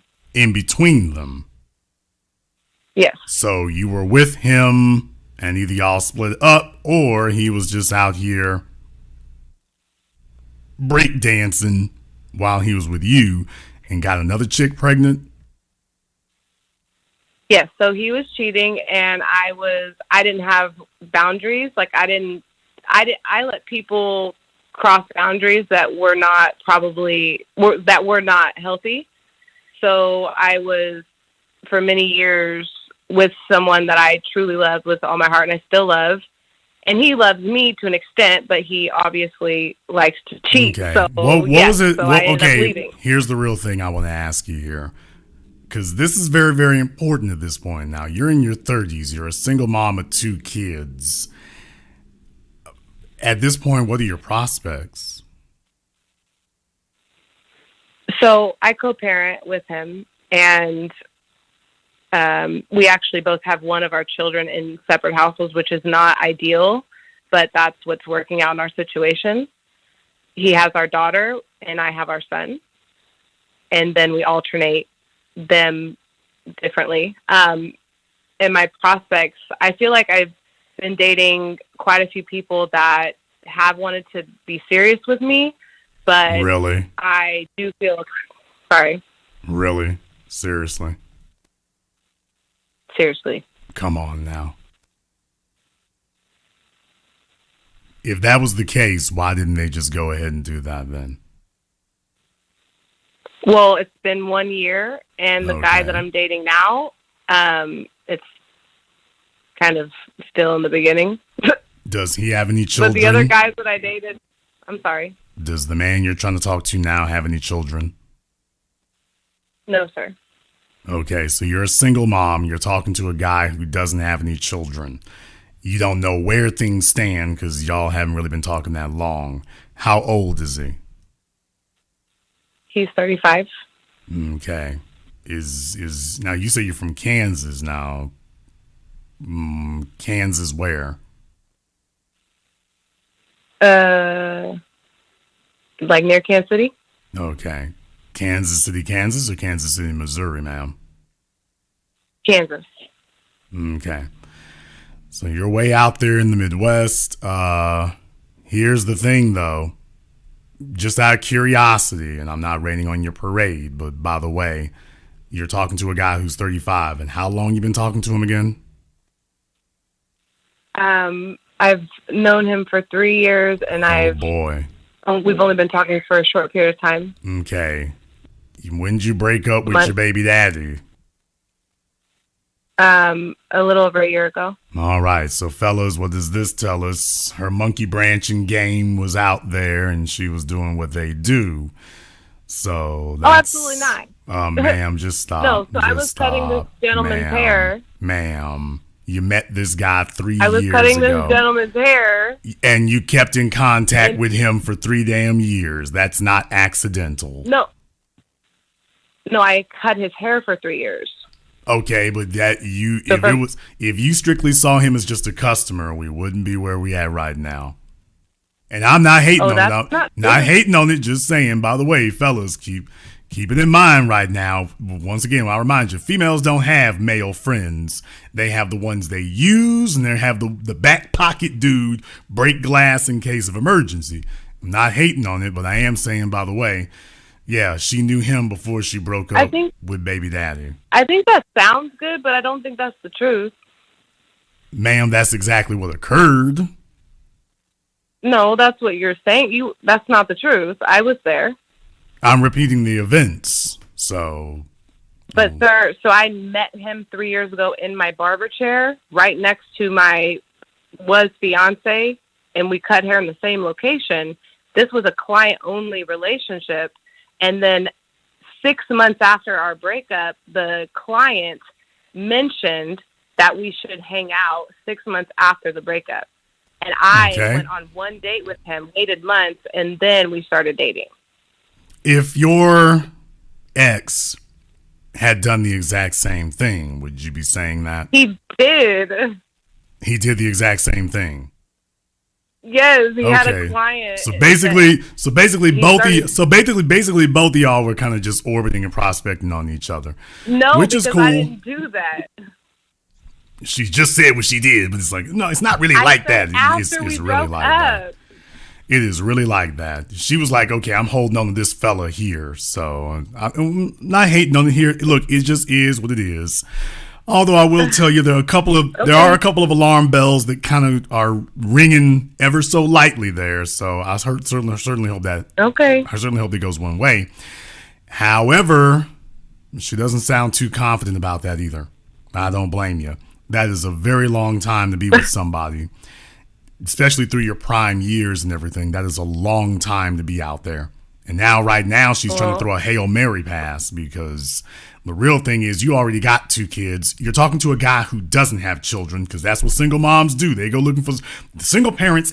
Everybody hates single parents, including single parents. Nobody wants to date a single parent, including single parents. Single parents don't want to date single parents. So she's looking for a dude who doesn't have any children. So she's like, okay, he's free and clear. Let me go ahead and see if I can grab him as opposed to another single parent. The only thing is, what does he want from you? More children?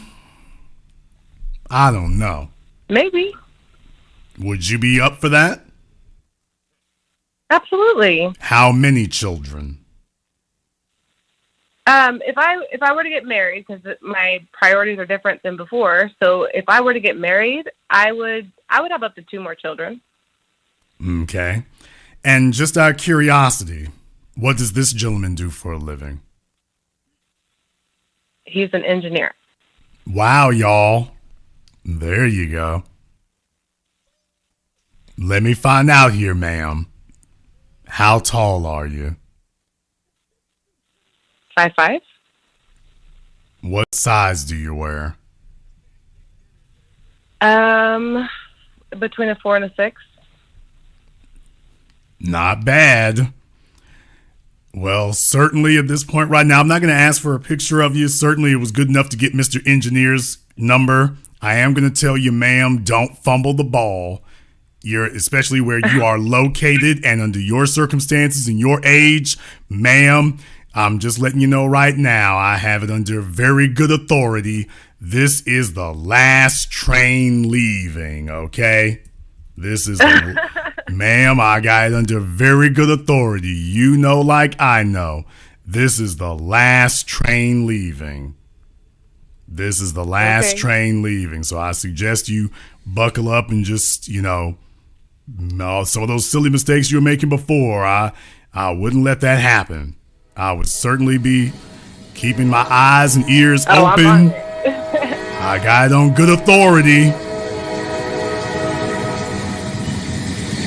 Oh, I think I hear it. I think I hear it coming in. I'm doing a better job this time for sure. That's a lot wiser. Yes, sir. That's the sound of your train right there. That's the last train leaving. I recommend you be on it. I got it under good authority. Ain't gonna be one after this. So, yeah, it's all, I don't know what you did. Because here's the thing, like I reminded you all here before, when a woman reaches a certain point, then she doesn't have any new men to call on. She can only call on the ones in her Rolodex, which is what she's doing. She's called the one that was in her Rolodex. Is a convenience of coincidence. Okay, it is what it is. But after this, okay, good luck. So you might be on your way to winning the lottery. I don't know what you're going to have to do, but you might be on your way to winning the lottery. So make the best out of it, ma'am. Make the best out of it. I will. This single life ain't for you. Make the best out of it. No, it's not. Thank you very much for giving us a call here. All right. Let me see here. Now, all right. I'm going to see if I can try to get Tall Definition back on here now. Go ahead and turn your stuff on there, Tall Definition. See if you can go ahead and do that and we can hear you. I got it on there, Jason. Are you able to hear me? Yeah, I hear you. I just don't see you. Okay. My screen is acting crazy. Are you still able to hear me now? Okay, I can see you now. So let's go ahead. Let's go ahead and get you up here. And what's on your mind, brother? Well, thank you, Jason. It's been an honor and a privilege to get on, man.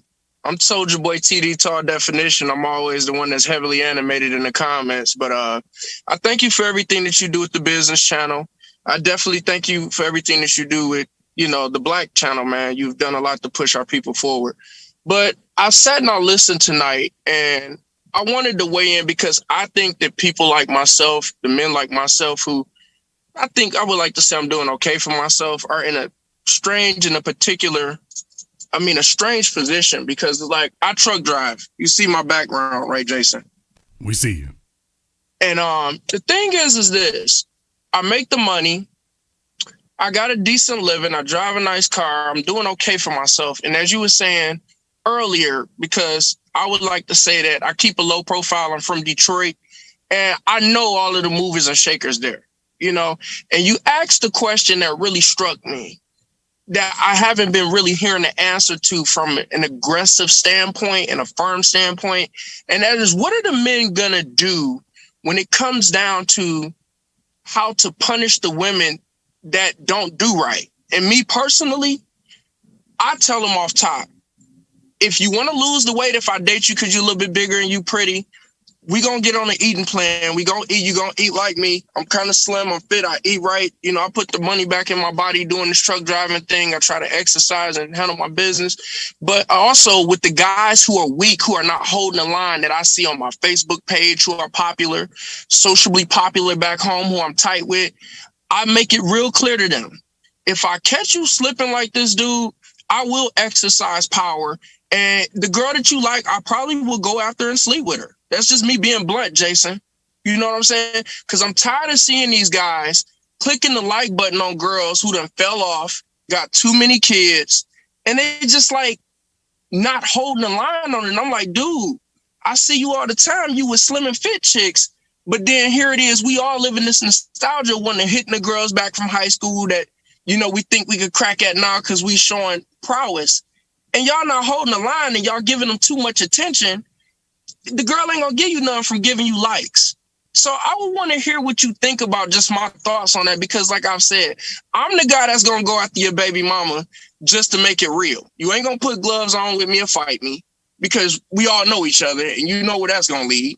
As far as the hands, you beat me up, you got to deal with one of my big brothers or somebody that's a professional fighter, because I stand on truth. You ain't gonna get mad about that, because our motto from where I'm from is we don't fall out over women or money. So if you keep out here simping and liking these girls that don't need to be liked, it's going to be consequences for it. Mamas, aunties, sisters, your baby mama, your girlfriend, I'm exercising power. I will use my 6'5", and I'm not a bad looking guy and I got it like that, to go after, the chicks that's around you. What are your thoughts on that, Jason? Please just speak on it, please. Well, definitely, I'm a firm believer in consequences. I'm a firm believer in competition. And I'm also a firm believer in staying on top of your game. And right now, there's not a lot of that now. And what I do like about what you're saying is it emanates from men. It doesn't emanate from women. There is something to be said for other men letting you know if you're not up to code.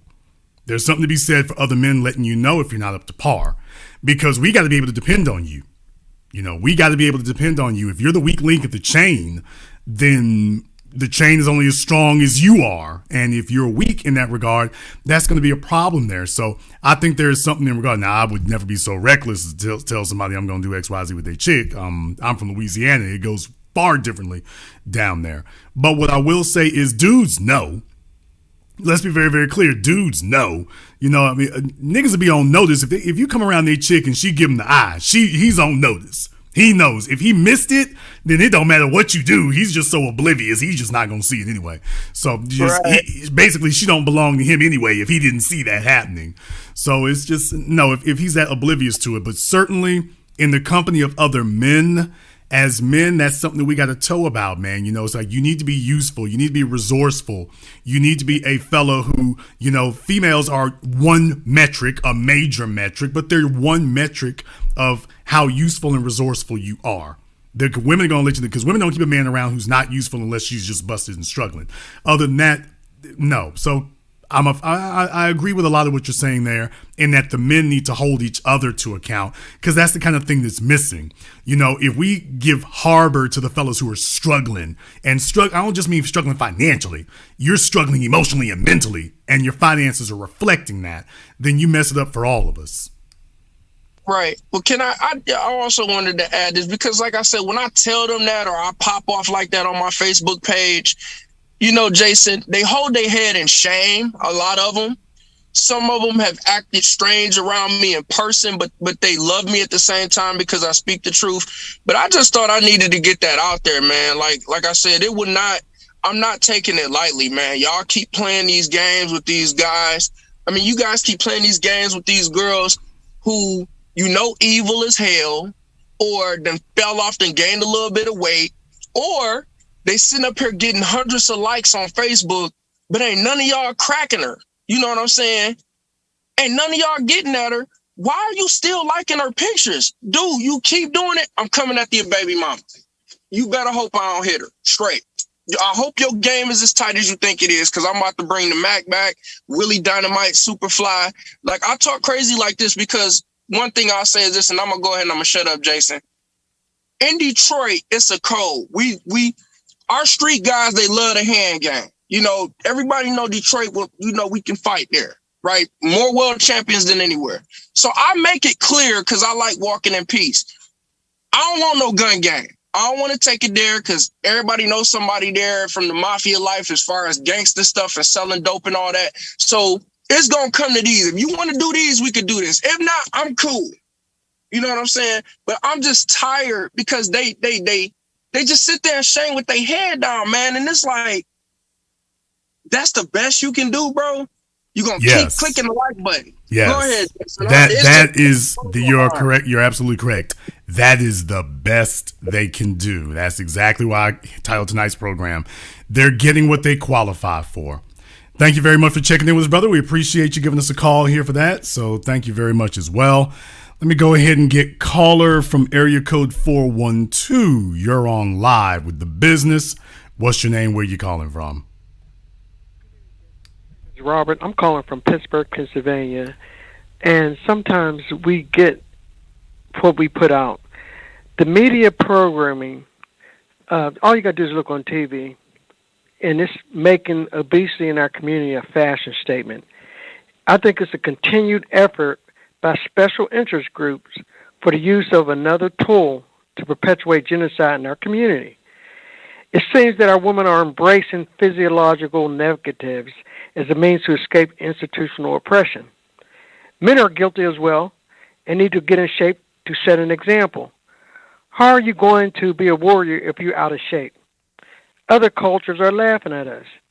The Jabba the Hutt look is not attractive, and it potentiates genocide in our community because we don't want to get with the woman and they don't want to get with us, because there's a lot of men that are out of shape too. So what do you think that we can do to start getting the mindset of being on code in terms of being physically fit? I mean, the book that the Honorable Elijah Muhammad wrote, How to Eat to Live, I think is still apropos today.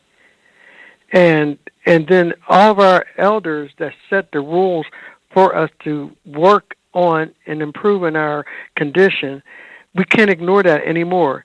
Well, what I'll say to it there is it goes differently, because you got women today who weigh as much as men. And that's just really shocking because, you know, we have 50% more muscle and bone density. So to have females who weigh as much as the men, what that's showing is that we've given them too soft of a life. It's too cush of a life. It's just been way too easy. So acceptance is one thing, but it's just been way too easy in that regard.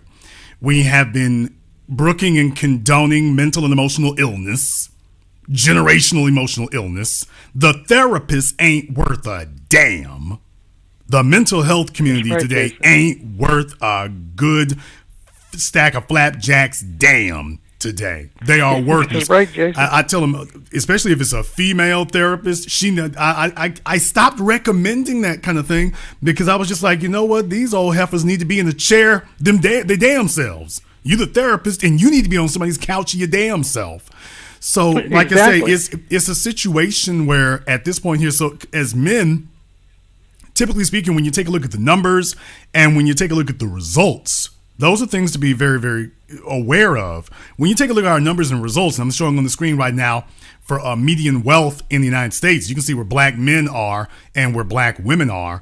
And, you know, generally speaking, we do get it together there. So it has a much more deleterious, look it up, has a much more negative effect on the females and subtracts from them a lot more, because here's the thing, as men, we got, 30, 40 years to do whatever we want to do.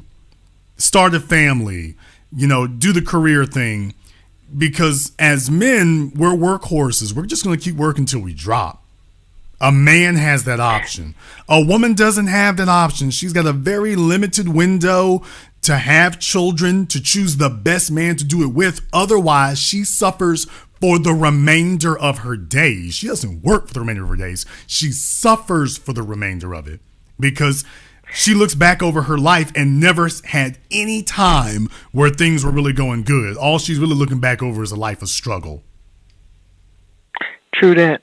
Jason, how do you think other cultures are staying in shape? And they're, I'm not saying, being obesity is not just ethnic specific, but it seems like in our community that there's more obese women than other communities.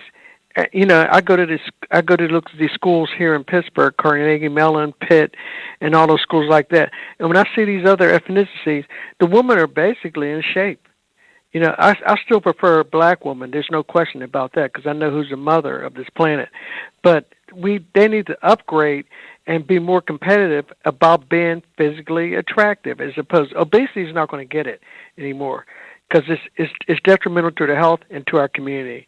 Jason, I just want to tell you that you probably do realize, but you're probably one of the most powerful individuals in our community because you reshaped and reformed our thinking and gave us goals to how we should be. And I respect you for that, brother.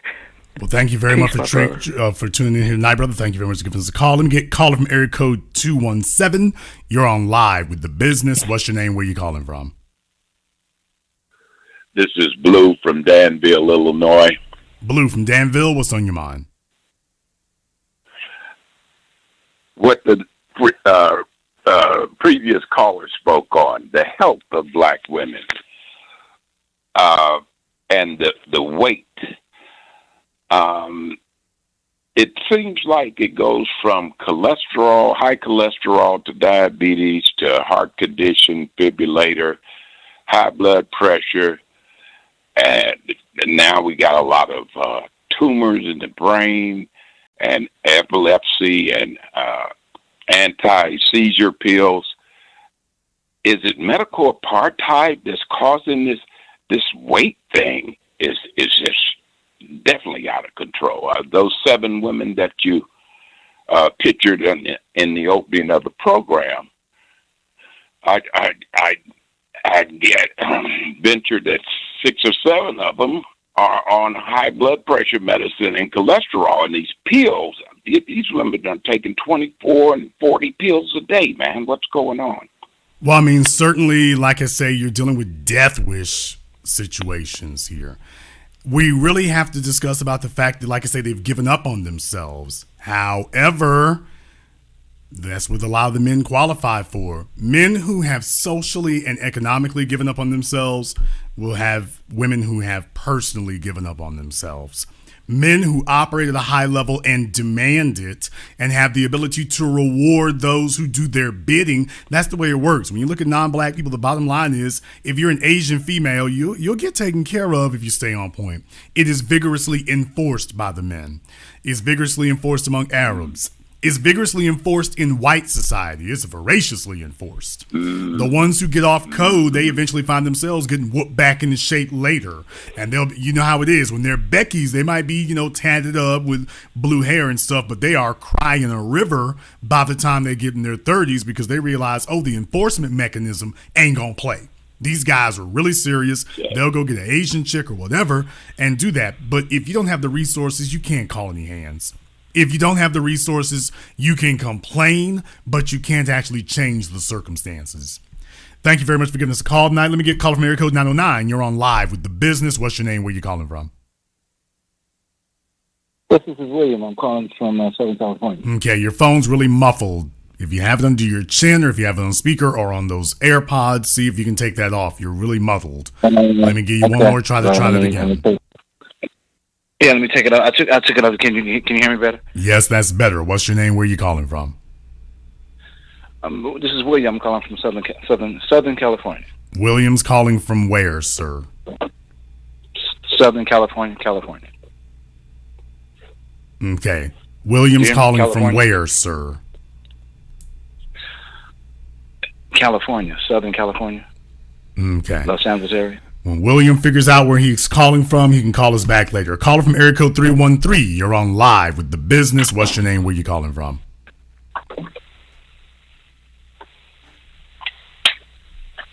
Okay, caller from 313 has been abducted.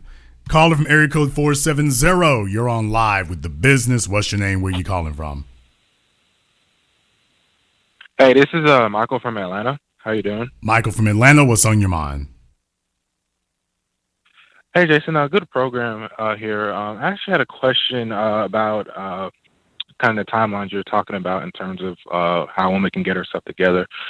You had a program where you said, I think it was called the Epidemic of Unwanted Women, and you said if a woman doesn't have it together by, 25 or so, it's almost too late for her to kind of, the math is against her or something like that. I was wondering, is there an equivalent for men? Yes, the equivalent for men is 40. If a man doesn't have if a man isn't solid, he doesn't have a firm direction in his life, and that he doesn't have core competence to be able to accomplish it. If he's not solid in that degree by the time he's 40, the bottom line is the math is so overwhelmingly against you at that point. It's going to be very, very difficult. Because here's the real thing. Like me, for example, I retired in my 30s, but obviously, clearly, I'm not really retired in that degree, but I have the option of doing so. You certainly would like to have a day where you can do that. Now, as men, we're workhorses, so technically speaking, a productive man is never going to sit down for good in his life. What we do is we get to a point where we can readjust our lives and recalibrate it, for the different stages that we go through. But if you're a fella who's 40 years old and just starting, think about that for a few moments. You're 40 years old and you're just starting. That's a devastating position to be in. That is a devastating position to be in, to be a man who's 40 years old and still doesn't know what to do. Because what I'm saying is, if you're starting at 40 and still don't know what to do and still don't have any of the core competencies or any of the tools necessary, it'll take you 4 or 5 years to get those together if you fast track it. So in reality, you won't be starting until you're 44 or 45. You'll be starting at 44 or 45. That's a nightmarish position to be in. Especially if you done cranked out a couple of bastard kids. That's a nightmarish position to be in. I wouldn't want to be sitting in that position starting at 45. And here we go. Because think about that for a few moments. You're going to be 45 years old and you're going to be expected to be running flat out. Foot to the floor. At 45. You're going to be expected to be full throttle at 45. Think about that for just a few moments. That's not just an unsavory position to be in. That's not just unpleasant. That's really damning when you think about it. It really, really is. So, as far as I'm concerned, I wouldn't want to be there. At 45, understand something, okay? You're going to have to work for the next 20 years. Do you realize how much can go wrong between the age of 45 and 65? And you're going to have to keep going till you're like 70 or 75. Do you realize that at that point, that's when things start going wrong? Joints start wearing out. If you got high blood pressure, it's going to start giving you issues. Health issues start coming in there and stuff. Look, you cannot run at 45 like you did at 25. That's the whole reason being 25 is because your body can take that tremendous amount of strain. You try to do that at 45 and you're having dizzy spells and this, that, and the other. So no, you can't be a thoroughbred at 45. You can still be a workhorse, but you can't be a thoroughbred. I can't have you running the Kentucky Derby at 45. How old are you? Wow, now you broke. Who, me? Yes, sir. You. Oh, yeah, I'm 26. Okay.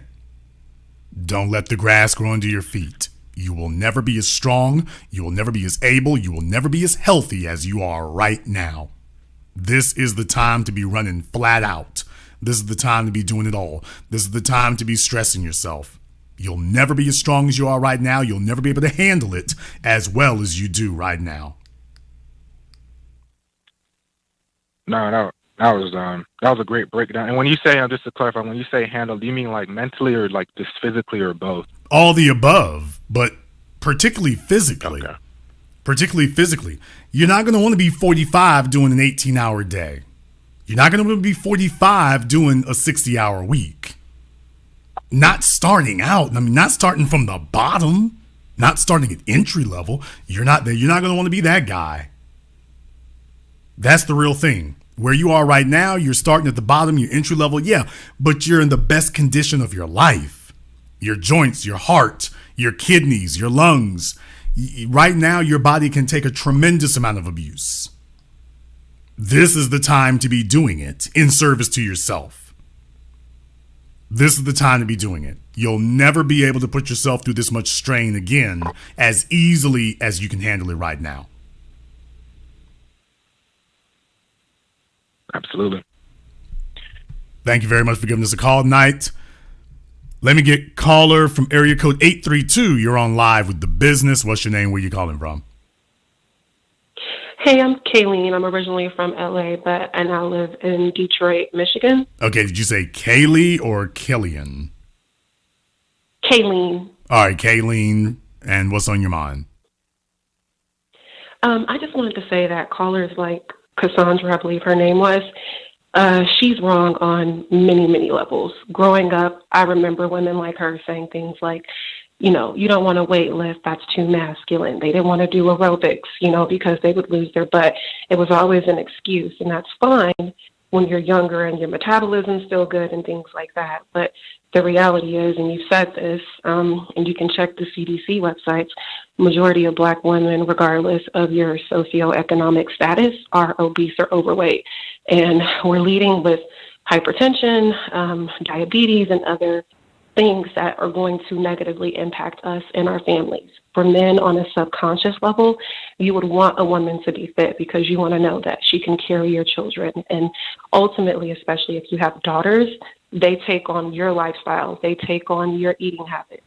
So for the caller who said, excuse me, she has, it sounded like binge eating disorder or emotional eating or disordered eating or something like that.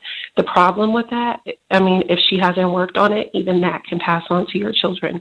And I don't understand how someone who's older can co-sign that, because she's by herself and she won't say it on the phone, but I'm willing to bet she doesn't feel good when she wakes up.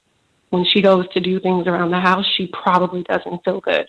And I don't know why you wouldn't warn other women, hey, make sure you take care of your bodies, because the older you get, the worse things get. That sits around your organs. Because the biggest enemy that young women have, the biggest enemy that young Black women have, are bitter old Black women.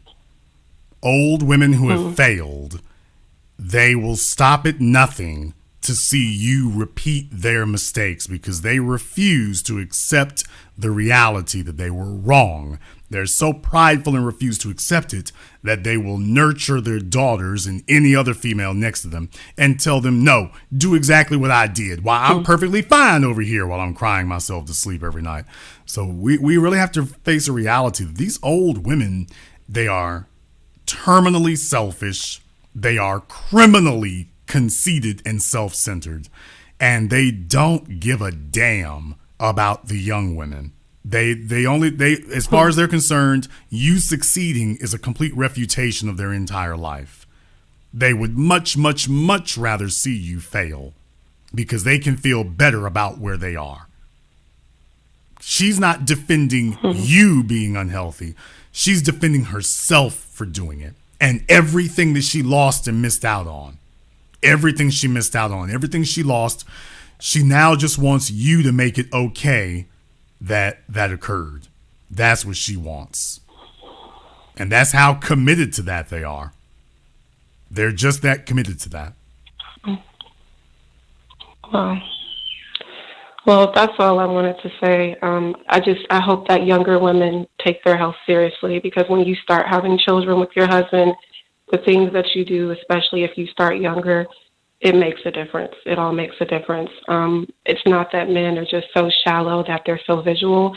No, you want someone who's at optimal health to carry your offspring. You don't want these things passed down and these behaviors passed down. And a lot of the time, that's what it is, the behaviors. But thank you so much for taking my call, and have a good night.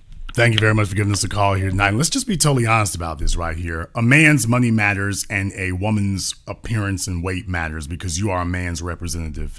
A man's money matters because a woman wants to know that you are financially competent to be her financial leader. And a woman, how she carries herself matters because if you're going to be the incubator of his replication of himself, he needs to make sure he's got the best one he can get, not a dodgy one. Let me get caller from area code 203. You're on live with The Business. What's your name? Where you calling from? Thank you, Jason. This is Black Espresso from Fairfield County, Connecticut. Okay, Black Espresso, what's on your mind? Thank everybody for all the shares. This is a very powerful topic, and I'm gonna be honest. I'm middle-aged, and I kind of aged out. You know, there's a lot that was said. And being that I never had problems with the women. I came up in the 80s, you know what I mean, the 90s, had a good selection. But with me and being on code 60 seconds and taking care of my health, wealth, and being, I'm teetering, and I know you can help me. You're like my sponsor, my mentor, Jason, and I truly value the insight. And I understand it's my responsibility to take care of my health, wealth, and well-being and the finances, because at my age, I'm almost like there's a small chance of me procreating, you know what I mean, and having a family like that. But there is hope.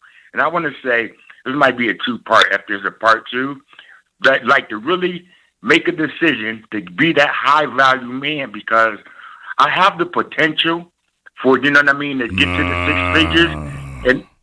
And hopefully, and just that once I make a decision to be like, I'm going to take care of myself, I'm the Darth Vader who called a couple of days ago. And making the decision to make healthier decisions, get my career on track where I can attract that woman. I don't have to go for brother. We're short on time here, but let me ask you. All right, I'm gonna tell how. Okay, slow down. Brake pedal. Pedal. How old are you? Okay, I'm 50. Okay, you're 50 years old. Now let me get this straight. At 50 years old, you're asking me, Jason, I'm 50 years old, but I've got potential at 50. Yeah. And I would like for the ladies to hold out for my potential at 50. Well, I'm not asking them to hold out because they see I have potential, but they're waiting for me to get my stuff together where I'm that high-value man. And what I'm asking you is that, how can I really be more vigilant? You know what I mean? Because I'm in that New York metropolitan area, what you talked about, and the demographics things have changed. Okay, and the competition it's kind of like a culture shock. So I don't know. It's like, brother, in that New York area, you are competing against international men in that New York area. Exactly. Do you have any kids? And no. Okay, brother, here's my thing right now. You're 50 years old in the most competitive geographic location in America and one of the most competitive in the world. Brother, I mean, if you ain't already got the goods at 50, then why would someone hold out and prospect? What I'm saying is, why would someone hold out and prospect for a 50-year-old? That would be like a man holding out and prospecting for a 40-year-old female. The bottom line is, he's got much better if he's going to wait for somebody, he's got much better options than a much younger woman. She's got a longer runway in front of her, and she's got fewer tools. She's got more tools at her disposal at that point. So she's a better prospect. So why would somebody wait for a 50-year-old who at this point right now, he's already past his prime. He's already on the downside. He hasn't made any of the accomplishments necessary at this point. He's got more years behind him than he has in front of him. He's absolutely got more prime working years behind him than he does in front of him. What's the incentive to wait for a 50-year-old who has failed to launch? Well, because, I mean, if I really hunkered down, I could get to that six-figure in 12, 18 months. How hard can a 50-year-old hunker down? Well, what I do is sales, and it's commission-based, right? So with my knowledge, I can earn in the next 6 months. If I really put my nose to the grind, I could make 50 G's. 50. Or 60. 50 or 60. In the next 6 months.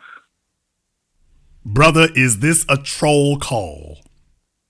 No, it's not a troll call. I mean, it sounds unrealistic, but the market that I'm in, listen, Jason, this is the New York metropolitan area. There's a lot of development going on, and I'm in the market with sales. And when I close, it's pretty good. It's just being vigilant and taking care of my priorities. That's at the high end. You understand? So I've set the bar high. So I'm trying to reach those goals and not get complacent and get caught up in this riffraff and all this, you know, this stuff that's going on. Because I'm telling you, man, this the atmosphere, like you said, it's the attitude of indifference. Brother, and I don't want to take that approach like, I don't give a fat baby. I'm glad to hear that. But brother, I wish you well. I'm just going to say at 50 years old, and he's saying, if I really hunker down, I have the potential to make 50,000.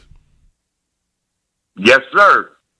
And I believe that. That's my hope. And, you know, I don't want to sound like a pie in the sky or some type of, but with my brother, ain't no people pie that I'm surrounded with, ain't no pie. That ain't no. I don't want to sound pie in the sky, brother. Ain't no pie there, brother. This is a mud pie. Well, I don't want to sound unrealistic, but individuals that I'm around, they do pretty well. So I just want to surround myself. Okay, and the women need to date the dudes around you. They need to go around you, but they don't need to stop there, bruh. 50 years old. I mean, but even some of these old chicks you be talking in my demographic, and I don't want to cast aspersions. Yes, but you need Cassandra. I have found you are the man. You are the man who needs to be dating Cassandra. That's who you are. You need to be dating Cassandra. Well, yes, you and her are a match. I didn't hear that, but I'm gonna go back into the broadcast. But I'm gonna tell you, I'm around some women. I don't have a problem getting them, but it's just that because my finances are in order, they like, yeah, we ain't checking for you right now. Like you said, it's just that I don't have a problem with that because I'm gonna tell you that dude from Detroit, I was on that, but I'm not gonna be on that because I respect other dudes in the black hole and the B1. Well, brother. step to a chick like that. Brother, you understand? Go back. I pull women. Okay, go back and listen to the program. Cassandra was one of the first callers who called in. So go back and listen to the playback here. I recommend you get in touch with her. She's 50 years old. She's never been married. She has no kids. She's a good size, I think 88, she said. So thank you very much for giving us a call. Yeah, that he qualifies for Cassandra. So Cassandra, I've actually found one for you, baby. I actually found you one. Been a little bit of work, a little bit of looking and sifting through, but I was actually able to locate one that is right up your alley. He's at the same level of accomplishment and achievement that you are. So I found one for you. Caller from area code 205. You're on live with The Business. What's your name? Where you calling from? I'm Kim. I'm calling from Heartown, Alabama. Kim from Heartown, Alabama. And what's on your mind? Well, what's on my mind is that I completely agree. I've been married going on, this be 22 years this year. And I lost weight. I'm 4'10", so I'm short. And my husband's, he a little taller than me, and me and him both like work out, we eat right. So I don't understand how women don't, want to stay in shape. Even before I start losing weight, I always tried to make sure, okay, I got to eat right. I got to watch what I do. And I never had an issue with blood pressure, cholesterol. So it's like, okay, you're on the right track. You just got to continue to push forward. And by me being married, so here you got somebody who's married, and I'm like, I blush and smile every time my husband's like, girl, you getting skin on me. That make me feel good because that means that I'm going in the right direction. So for some of these women to feel like it's okay to be a size 18, 20, 22, that's not okay. It feels good that I lost 2 sets, that I went 2 dress sizes down. And it feels good that I can go in a certain section of the store now, or I can look at certain things online and order them for myself. So I don't understand how people don't want to have a healthy lifestyle.